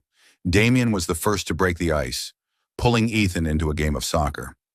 "Mr. Ethan, you kick harder than Mom," Damien shouted, making Ethan laugh, his first genuine laugh in weeks. Daniel, though quiet, had started asking Ethan about technology, his eyes lighting up as Ethan explained how the touchscreen in his office worked. But it was Daisy, the most delicate of the three, who stirred something deeper in Ethan. "Are you cold, Daisy?" Ethan asked gently, removing his tailored jacket and draping it over her shoulders. Daisy shook her head, but her faint smile worried him. Sarah had mentioned that Daisy was born prematurely and had always been weaker than her brothers. Every soft cough from her was a reminder of the responsibility he might have failed. "Want me to tell you a story?" Ethan asked, sitting beside her. Daisy nodded, her eyes bright. He improvised a tale about a little robot searching for his family, and Daisy giggled softly, leaning closer to him. In that moment, Ethan's heart warmed and ached. "If they're mine, I've left them alone for far too long." A few feet away, Sarah pretended to scroll through work documents on her phone, but her eyes never strayed far from Ethan and the children. She had recently transferred to Blackwell Industries' main office, a move she initially resisted. But Mia, her manager, had convinced her it was a chance to work on larger projects. Sarah poured herself into her work, designing interfaces for a new app, and was surprised by how smoothly everything had gone. Her computer never lagged, approvals came quickly, and she'd even been assigned a part-time assistant. She didn't know Ethan had quietly ordered the IT team to ensure she had every tool she needed. He never interfered directly. He didn't want her to feel watched or controlled. He just wanted her to have time, for the kids and for herself. Watching Ethan with the children, Sarah's heart twisted. She hated how quickly the kids had taken to him. Damien no longer asked about Mr. Ethan with curiosity, but with excitement. Daniel, once reserved, now brought his robot creations to show off. And Daisy, her shy, cautious Daisy, had even given Ethan a paper flower, whispering, "For you, because you tell good stories." Sarah wanted to be angry at Ethan, to keep her wall up, but every small gesture, his patience with the children, the way he honored her boundaries, chipped away at her resolve. "Sarah," Ethan called gently as the children ran off to collect leaves. He approached slowly, keeping enough distance not to make her feel cornered. "Thank you for letting me be here. I know this isn't easy for you." He used you in the way he used to 6 years ago, and it made her heart skip before she caught herself. "Don't misunderstand," she said quickly, voice rigid. "I'm doing this for them. They need good people around, not for any other reason." She turned away, but Ethan didn't retreat. "I understand," he said, his voice calm. "But if there's anything the kids need, doctors, school support, or even just a fun day, please let me know.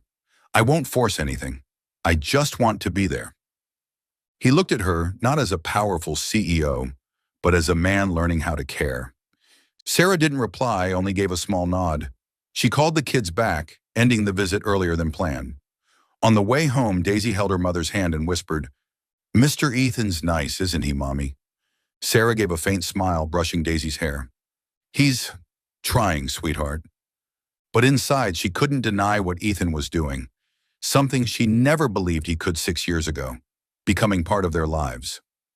That night, in their small apartment, Sarah sat at the kitchen table, staring at a photo taken in Oregon. Damien, Daniel, and Daisy grinning under the sun. She'd once believed she could be both mother and father all by herself.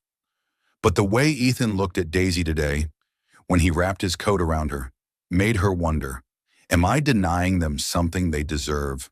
She shook her head, forcing the thought away. Ethan might be kind now, but 6 years ago, he chose to leave. She couldn't let herself trust him again. In his office, Ethan placed Daisy's paper flower next to Damien's drawing. He didn't know how to tear down Sarah's wall, but he knew he couldn't walk away. Fatherhood, he realized, wasn't about blood. It was in the little moments, a story, a smile, a day at the park. And he would fight for every single one, whether or not Sarah let him in. April 2025. The air in Seattle was thick with moisture from the morning rain. Sarah stood in her small office at Blackwell Industries, eyes skimming the design on her screen, though her mind was elsewhere. 3 months had passed since she'd come face to face with Ethan again, and everything had changed, for her and for the children. Damien, Daniel, and Daisy had grown increasingly attached to Mr. Ethan, and no matter how much Sarah tried to keep her distance, she couldn't deny one thing. Ethan was trying, truly trying, to become a part of their lives. But every time Daisy beamed while recounting something Ethan had done, every question Damien asked about him, Sarah felt her fear deepen. She was afraid the past would repeat itself, that Ethan, or his family, would tear apart the fragile world she had built. That afternoon, as Sarah prepared to leave work and pick up the kids from daycare, a woman entered her office without knocking. She wore a deep sapphire silk dress, her silver hair neatly pinned back, and her eyes sharp enough to cut glass. Sarah stiffened immediately. She recognized her at once. Eleanor Blackwell, Ethan's mother, the formidable matriarch behind the Blackwell Empire. They had never met, but 6 years ago, Sarah had heard the whispers. Eleanor was powerful, uncompromising. "Ms. Monroe," Eleanor said slowly, her voice low and deliberate, as if delivering a sentence. She sat down across from Sarah without being invited, her gloved hands folded gracefully on the desk. Sarah clenched her fists, keeping her voice steady. "Mrs. Blackwell, if this is about my work, I can arrange a meeting with my manager." "Don't pretend," Eleanor interrupted sharply, her piercing gaze unwavering. "You know why I'm here, the children, and Ethan." She tilted her head slightly, as if appraising Sarah. "You don't belong in this world, Miss Monroe. I respect that you're a mother, but you don't understand the pressures of a family like ours. Reputation, responsibility. Ethan needs someone who fits that mold, not a girl from a small town with 3 children." Her words sliced like a knife, resurrecting the pain from 6 years ago. Sarah rose to her feet, voice trembling but firm. "You don't get to talk about my children. They are everything to me, and I don't need your approval or anyone else's." Eleanor offered a faint, dismissive smile. "You misunderstand. I didn't come to argue. I came to offer a solution. Leave Seattle. I'll provide enough money for you and your children to live comfortably. But you must go and never come back." She pulled a check from her purse and slid it across the desk. The number written on it could have bought a house in nearly any city. Sarah stared at the check, then at Eleanor. Her blood boiled. "You think I'd sell my children for money?" She tore the check into pieces and let them fall to the floor like snowflakes. "You can buy all of Seattle, Mrs. Blackwell, but not me. I will protect my children, even if it means standing against you or anyone else. Eleanor stood, her expression faltering for the first time before hardening again. "You'll regret this," she said, and walked out, leaving Sarah breathless. When the door clicked shut, Sarah collapsed into her chair, tears slipping down her cheeks. The message from 6 years ago, the article about Ethan's engagement, and now this warning. It all came crashing back like a storm. She couldn't let her children grow up under the shadow of the Blackwell family. She had to leave, again. That night, Sarah began packing. In the small apartment, she folded the clothes of Damien, Daniel, and Daisy into suitcases, trying to hide her tears from them. "We're going somewhere new," she told them when Damien asked, forcing a cheerful tone. "There'll be prettier parks." But deep down, she knew. She wasn't just fleeing Eleanor. She was running from Ethan too, from the feelings he stirred inside her. Elsewhere, Ethan sat in his office, watching a security video Lena had forwarded him. He'd ordered surveillance after hearing Eleanor had visited Spark Vibe. The footage showed his mother entering Sarah's office and leaving with that same cold smile. His jaw clenched. Without a second thought, he drove to the Blackwell estate, where Eleanor sat in the parlor sipping tea, the chandelier light reflecting off her polished features. "Mother," Ethan said, voice icy, restrained fury beneath every word. "What did you say to Sarah?" Eleanor calmly set down her teacup, unaffected. "I did what was best for you, Ethan. That woman, and those children, will hold you back. You need someone like Sophia Langley, not a single mother with no status." Ethan stepped closer, fists clenched, his eyes blazing. "You always have to control everything, don't you? 6 years ago, I thought Sarah left me. But now, I'm not so sure. She said I abandoned her. But that's not what happened. Did you do something? Did you drive her away, just like you're doing now?" He waited, hoping for denial, but Eleanor remained silent. "I don't need an answer now," Ethan said, voice quieter but unyielding. "But hear me clearly. If you ever interfere with Sarah or my children again, I will resign from the family board. Blackwell Industries can go on without me, but I will not let you destroy my family again." Eleanor paled. It was the first time in years she had seen Ethan like this. Not as her obedient son, but as a man ready to walk away from it all. "You don't understand," she said, voice trembling. "I'm trying to protect you." "Protect me?" Ethan gave a bitter laugh. "If those kids are mine, you stole 6 years from them. Don't make me choose, Mother, because you won't like my choice." He turned and walked away, leaving her gripping her teacup with white knuckles. Word of the confrontation reached Sarah quickly. Lena, who had witnessed part of the exchange through the glass doors, relayed the story to Mia. And Mia, out of kindness, told Sarah the next morning.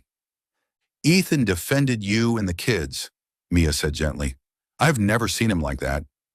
Sarah didn't reply, but Mia's words echoed in her mind all day. That afternoon, she took the children to the park, where Ethan was waiting as usual. He sat on a bench, reading to Daisy, while Damien and Daniel played soccer nearby. As Sarah approached, Ethan stood, his eyes filled with worry. "Sarah, I heard my mother came to see you. I'm sorry. I've made it clear she's not to interfere again." Sarah looked at him, and for the first time, she didn't see a powerful CEO or the man who had once broken her heart. She saw a father learning to love, a man who had stood up to his family for the sake of their children. "Why?" she asked softly. "Why are you fighting for us?" Ethan gave a sad smile, his eyes drifting to Daisy's laughter. "Because I want to be the man they deserve. And because of you, Sarah. I don't know what really happened 6 years ago, but I want to make it right, even if you never give me the chance." Sarah turned away, silent tears trailing down her face. She didn't answer. But for the first time, she didn't call the children back early.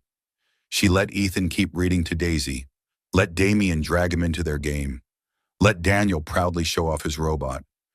And in that golden Seattle sunset, she felt, perhaps, just perhaps, she didn't have to run anymore. Are you still following the story? Please leave your thoughts on the story in the comments below.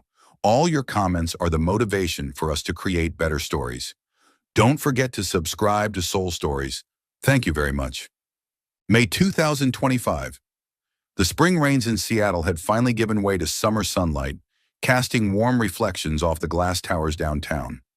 Inside his office at Blackwell Industries, Ethan Blackwell sat still before his computer screen, his fingers clenched around a stack of documents. In front of him was a printed record from Blackwell Connect, the company's internal messaging app. A single knife-edge line of text stood out in bold. "Sarah, we're not right for each other. Don't contact me again." The message had been sent from his account 6 years ago, but Ethan knew. He didn't write it. The truth had come to light earlier that morning, unraveling everything he thought he knew. It all started with an internal investigation. Helen Carter, Eleanor Blackwell's former secretary, had been arrested for embezzling over $1 million from the company's development fund. During questioning, investigators uncovered that Helen had used her high-level access to Blackwell Connect for more than financial fraud. Hidden in the logs was something far more personal. In August 2019, Helen had sent a message to Sarah Monroe from Ethan's account, mimicking his tone to perfection. Alongside that, the logs showed she had blocked every attempt Sarah made to reach Ethan afterward, including one desperate message. "Ethan, I need to talk. Please." It was Lena, Ethan's assistant, who first brought the discovery to his desk. "Mr. Blackwell," she said, her voice trembling as she handed him the file, "we found this in Helen's activity logs. It looks like Mrs. Eleanor ordered her to do it." Ethan read every line, his face draining of color. His mother hadn't just threatened Sarah a few weeks ago. She had orchestrated the very misunderstanding that tore them apart 6 years ago. The fake message. The article announcing his engagement to Sophia Langley. It had all been part of a carefully laid plan to erase Sarah from his life. Ethan thought of Sarah's pained words in his office. "You chose to leave me." He had suspected his mother's interference, but he had never imagined it was this cruel. Grabbing the file, he headed straight for Sarah's apartment. She had to know the truth, no matter how much it hurt, no matter how little it could change the past. Inside the small apartment, Sarah was gently tying Daisy's hair into pigtails, while Damien and Daniel played with building blocks on the floor. She tried to remain calm, but her thoughts still circled around last week's moment in the park. Ethan confronting his mother to defend her and the kids, the sincerity in his eyes when he said, "I want to make this right." She wanted to believe him, but fear still lingered, that trusting him again would only lead to heartbreak. A knock at the door startled her. She opened it to find Ethan standing there, his gray suit wrinkled, eyes shadowed with pain and resolve. "Sarah," he said hoarsely, "we need to talk. Just 5 minutes, please." She hesitated, glancing at the kids playing nearby, then nodded. She led him to the kitchen, where they could speak in private. "What is it?" she asked, her arms crossed like a shield. Ethan placed the file on the table and opened it to the page containing the fake message. "6 years ago, you got this from me," he said, pushing the paper toward her, "telling you we weren't right for each other, that you shouldn't contact me again. I didn't send that, Sarah. Helen, my mother's secretary, did. She was ordered to, by my mother." Sarah stared at the page, her heart pounding. That message, the one that shattered her, now lay before her, accompanied by proof that it was a lie. She flipped to the next page and saw her own message. "Ethan, I need to talk, please." She remembered sending it, remembered how her heart broke when she never heard back. She blocked my messages," she whispered, voice shaking. Ethan nodded, his eyes filled with remorse. I didn't know you tried to reach me, that you came to the office, that you left a note. Helen blocked it all, and my mother," he stopped, rubbing his face. "She thought she was protecting me, but she destroyed everything. I searched for you for weeks, Sarah, called around, asked coworkers, but there was nothing. I thought you chose to leave." Sarah turned away, tears rolling silently down her cheeks. She remembered those lonely days in her rented apartment, pregnant with triplets, believing Ethan had chosen a different life. "I was pregnant, Ethan," she choked. "I was going to tell you, but then the message, and the article about Sophia Langley. I thought you didn't want us." Ethan took a step forward, then stopped as she stepped back. "I didn't know about the article," he said, voice cracking. "That was my mother's doing too. trying to solidify a merger with Langley Tech. I was never engaged, not even close. He exhaled slowly, grief washing over his face. I don't deserve to be their father, Sarah. I wasn't there, but I didn't know. And now that I do, I want to be a better man. For them. For you. I want to make it right, even if I can only fix a fraction of what I've broken. Sarah looked at him, her eyes full of pain, and something else. Hope. She touched the printed message, the one that had haunted her every night for 6 years. It was a lie. All of it. She wanted to hate Ethan, to rage against his mother, to scream at the unfairness of it all. But she was tired. Tired of being angry. Tired of holding on to pain. More than anything, she wanted her children to be happy, and deep down she knew Ethan wanted that too. They don't know, she said at last, voice soft. They don't know you're their father, and I don't know how to tell them. She glanced toward the living room, where Daisy was giggling at something Damien had built.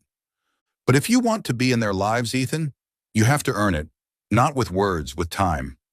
Ethan nodded, eyes glinting with determination. I will, no matter how long it takes. He didn't reach for her, didn't try to force anything. He simply stood there, waiting. Sarah wiped her tears and took a deep breath. Okay, she said, but this isn't forgiveness. This is a chance for the kids. She turned to look at them, and Ethan followed her gaze. His heart felt heavier than ever, but also lighter, freed by truth at last. The past couldn't be changed, but it could be the foundation for a new beginning. The truth had surfaced, and though it hurt, it was also the first step toward healing. Late May 2025. The first glow of summer was fading in Seattle, giving way to soft lavender skies as twilight settled over the city. Inside Sarah Monroe's modest apartment, the air felt heavy despite the sounds of laughter echoing from the living room.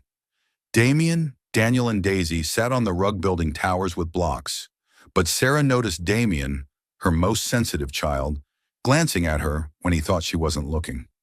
Since her conversation with Ethan the week before, when the truth about the forged message was revealed, Sarah had tried to keep life normal, but the turmoil inside her was impossible to mask. She was caught between the pain of the past and the quiet hope Ethan had brought back into her life. And Damien, with the tender perception of a 5-year-old, sensed every ripple of that emotional current. Mommy, are you sad? Damien asked quietly while Sarah was washing dishes in the kitchen. She turned, forcing a small smile as she dried her hands on a dish towel. No, sweetheart. Mommy's just a little tired. But Damien wasn't convinced. He had seen her wiping away tears when she thought no one was looking. He had heard her sigh while staring at their family photo. And he remembered how Mr. Ethan had looked at her in the park, how she had gone silent after whatever he said. Damien didn't understand everything, but he knew Mr. Ethan mattered, and he wanted his mom to smile like she used to. That afternoon, when Sarah took the children to the neighborhood park, Damien quietly slipped away while she was helping Daisy retie her shoelaces. She didn't notice right away. Damien, tiny legs fueled by big determination, hurried toward the tall building he remembered. Blackwell Industries, just a few blocks away. He knew the path. He remembered the office where he had met Mr. Ethan. If I find him, maybe Mommy won't be sad anymore, he whispered, clutching the cloth doll Daisy had handed him. For safety. But Seattle wasn't kind to a 5-year-old alone. As he crossed a busy street, Damien tripped over the curb and fell hard onto the sidewalk. He tried to stand, but a sharp pain shot through his ankle. Tears welled up, and he began to cry. A middle-aged woman nearby rushed to his side, alarmed. She called the police while Damien sobbed, still holding the doll. I need to find Mr. Ethan, he sniffled. Hearing the name and recognizing Blackwell Industries, the woman contacted the building. Word reached Ethan within minutes. He was in his office reviewing a report when Lena burst in, breathless. Mr. Blackwell, Damien, he's been found on the street. He fell. The police are taking him to Seattle General Hospital. Ethan's heart stopped. He didn't think. He grabbed his coat and sprinted for his car, mind racing. Damien, my son. Why would he go looking for me? He called Sarah. No answer. She was probably already searching for him. At Seattle General, Ethan arrived just as Damien was being wheeled into the ER. The boy lay on the gurney, pale and teary-eyed, still clinging to the cloth doll. A calm-voiced doctor told Ethan that Damien had a dislocated ankle. Painful but not serious. He would need a cast and some rest. Ethan knelt by the bed, grasping the small hand in his. "Damien, it's me. I'm here. You're going to be okay." Damien blinked at him, his blue eyes so much like Ethan's glistening. "I wanted to find you, so Mommy wouldn't be sad," he whispered, before drifting into sleep from exhaustion and pain meds. Ethan's chest tightened. He sat there motionless, hands still clasped with his son's. He thought of Sarah, of how terrified she must be, of the 6 years he'd failed to be there for his children. If this is what being a father means, then I've failed them again and again. Sarah arrived at the hospital an hour later, out of breath, her hair wine-tossed from panic. She had been frantic after realizing Damien was gone, searching the park, calling the police, finally getting a call from the hospital. She'd left Daniel and Daisy with a friend and raced to the ER. When she burst through the doors, she found Ethan seated beside Damien's hospital bed, his hand still holding the boys. Damien lay asleep, his left leg in a fresh white cast, the cloth doll tucked beside him. "Sarah," Ethan said as he rose, his voice raw. "I didn't know he was coming to find me. She didn't let him finish. She rushed to the bed, wrapped her arms around Damien, and kissed his forehead through her tears. "My baby," she whispered. Then she turned to Ethan, her expression a mix of fury and relief. "You were here all night?" she asked, voice trembling. Ethan nodded. "I couldn't leave. He said he wanted to find me so you wouldn't be sad." He paused, emotion tightening his throat. "Sarah, I don't know how to fix everything I've broken, but I won't let them be hurt anymore." Sarah looked at him, and for the first time, she saw more than guilt. She saw a father. She thought of the truth he had brought to her last week, the forged message, the apology that came not with excuses, but with humility. She remembered the way he told stories to Daisy, played soccer with Daniel, and now had stayed beside Damien through the night. She drew a slow breath, voice quiet but steady. "Ethan, you're their father. I can't deny that anymore." The words struck like a blade, cutting but also freeing. Ethan blinked, his tears finally falling. He didn't speak, afraid to ruin the fragile moment. Sarah took the seat beside the bed. Ethan sat next to her. They didn't speak of love. They didn't make promises. They simply sat side by side, watching over their sleeping son. Then, without thinking, Sarah reached out, and Ethan took her hand. His was warm, trembling slightly in hers. In the stillness of that hospital room, under soft, fluorescent lights, they found something unspoken. Not the love they once had, but the love they now shared for their children, and perhaps the beginning of something new. June 2025. The gentle summer sun filtered through the trees in a quiet backyard on the outskirts of Seattle. Sarah Monroe stood by a wooden picnic table, arranging cookies and fruit juice, her gaze drifting toward her 3 children laughing and running on the grass. Damien, his ankle now fully healed, was trying to teach Daniel how to fly a kite, while Daisy sat on a blanket, rocking her cloth doll gently in her lap. Beside her, Ethan Blackwell, dressed not in his usual powerful suit, but in a simple t-shirt and jeans, was tending to a small campfire, preparing marshmallows for roasting. Today marked their first family picnic, a fragile, hopeful step forward after months of turbulence. Just last week, Ethan and Sarah had walked into a law office together to finalize the adoption paperwork. With Sarah's full consent, Ethan had legally become the father of Damien, Daniel, and Daisy. The process was straightforward, but when Sarah signed her name, a wave of relief and fear washed over her. "This is for the children," she'd said, her voice steady but her eyes cautious. Ethan had only nodded, his expression resolute. He knew legal parenthood was more than ink and paper. It was a vow to be there every single day, despite the wreckage of the past. Now, under the lavender hues of a Seattle sunset, Sarah watched as Ethan gently showed Daisy how to skewer a marshmallow on a bamboo stick. His voice was soft, patient. "Easy now, sweetheart. Don't let it fall." Daisy giggled, her cheeks glowing pink. Sarah sank onto the blanket, hugging a pillow to her chest. Her heart felt warm and tangled. She had opened her heart, admitted Ethan was the children's father. But the fear of being hurt again lingered like a shadow. Ethan caught her gaze and walked over, sitting beside her, keeping just enough space to let her breathe. "You okay?" he asked quietly. Sarah nodded but then sighed, her eyes following the children. "I was just thinking about everything," she murmured. 6 years, Ethan. I raised them alone, in a tiny town, working at a craft store just to afford formula, diapers, and Daisy's medicine when she got sick. There were nights I didn't sleep. When Damien had a fever or Daniel cried for a toy I couldn't afford, I did everything I could to make them smile. But sometimes I wondered if I was enough. Ethan listened in silence, his grip tightening on the bamboo stick in his hand. He wanted to say something, anything, but he knew this wasn't a moment for defense.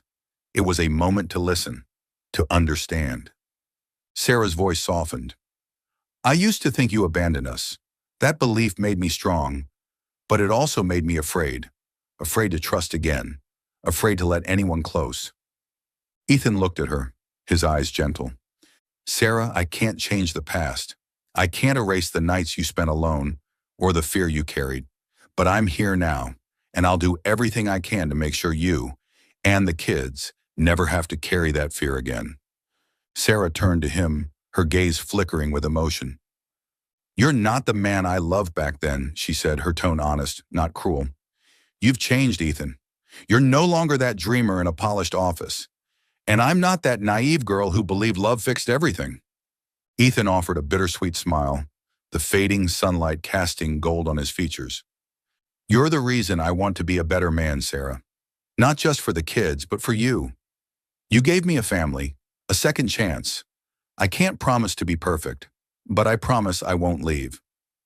His words drifted over her like a warm breeze, stirring something deep within. She didn't respond right away. Instead, she leaned gently against his shoulder, a simple gesture, but one that said everything. Ethan didn't move, afraid to shatter the moment. They sat there in silence, shoulder to shoulder, watching their children roast marshmallows. Damien's laughter rang through the yard. Daniel waved his half-burnt marshmallow like a trophy, and Daisy cradled her doll beside the fire. In that quiet embrace beneath the soft sky, Sarah felt something she hadn't known in years. She wasn't alone anymore. Seattle, July 2025. The city basked in golden sunshine, birds chirping softly in the trees. In the backyard of Sarah Monroe's apartment, a simple birthday party was in full swing for Damien, Daniel, and Daisy, now officially 6 years old. A wooden table draped in a sky blue cloth held a chocolate cake. Colorful balloons were tied to the chairs, and a handmade paper garland fluttered gently in the breeze. Ethan stood at the grill, flipping burgers, while Sarah sliced fruit nearby, her gaze drifting lovingly over the children as they ran through the grass with a few of their friends from daycare. It wasn't extravagant, but it overflowed with love. And that, above all, was what Sarah and Ethan wanted their children to feel. Ethan had spent weeks planning not just the party, but something far more important. Since their picnic a month earlier, he had felt a shift in Sarah. The wall between them was no longer stone. It was a door, slightly ajar. She was still guarded, still afraid of the past. But he also knew something else. He couldn't imagine his life without her, or without the kids. Today he was going to risk everything. As the sun began to dip below the horizon, casting the sky in soft shades of lavender and gold, the party reached its final moment. Gift giving. Ethan knelt before the children, presenting each with a small, silver-wrapped box. "These are special gifts," he said, voice deep and warm. Damien opened his first. His eyes widened with joy when he found a small silver ring inside, finely engraved with the letter D. Daniel and Daisy followed, each finding their own tiny ring, their initials delicately carved into the silver bands. "This is a promise from your dad," Ethan said, his voice catching slightly as he looked at them. "I'll always be here, no matter what." The children squealed with delight, slipping the rings onto their tiny fingers and running off to show Sarah. She smiled at their excitement, but as she approached Ethan by the cake table, Her gaze held quiet curiosity. "Why rings?" she asked softly. Ethan drew a slow breath and reached into his pocket. "I'm glad you asked." He pulled out a fourth box, this one smaller, velvet, unmistakably different. Then before she could respond, he dropped to one knee. Gasps and tiny cheers rippled through the children as Sarah's eyes widened in surprise. Ethan opened the box to reveal a fourth silver ring, simple, elegant, and glowing softly in the twilight. "Sarah," he began, voice shaking slightly but full of resolve, "I left you alone for far too long. 6 years. I wasn't there when you needed me most. I wasn't there for our kids. But now I know you're everything. Not just the mother of my children, but the person I want beside me every day. If you'll give me the chance, not just to be a father, but to be your husband, I promise I'll spend the rest of my life making you and the kids happy." Sarah stood frozen, tears slipping silently down her cheeks, one hand over her mouth. She looked at Ethan, then at the children, watching them with wide, hopeful eyes. She remembered the years of loneliness, the pain, the silence, but she also remembered the past few months. Ethan reading to Daisy, playing soccer with Damien, teaching Daniel about circuits and screens, and sitting all night in a hospital room just to hold their son's hand. He wasn't perfect, but he had changed, and so had she. She reached out her hand, her voice breaking. "Yes, Ethan, I say yes." Cheers erupted from the children and a few neighbors. Ethan stood and slid the ring onto her finger, then pulled her into his arms. Sarah leaned against his chest, her tears soaking into his shirt, but her smile shone brighter than it had in years. The party ended with the whole family gathered around the birthday cake. Damien, Daniel, and Daisy blew out the candles in unison, their laughter echoing in the warm air. Sarah sat beside Ethan, her fingers laced with his, the silver ring gleaming under the twilight. They looked at the children, then at each other. And in that moment, they both knew. This was home, a real family built not from perfection, but from pain that had healed, love that had endured, and a second chance they had both chosen to take.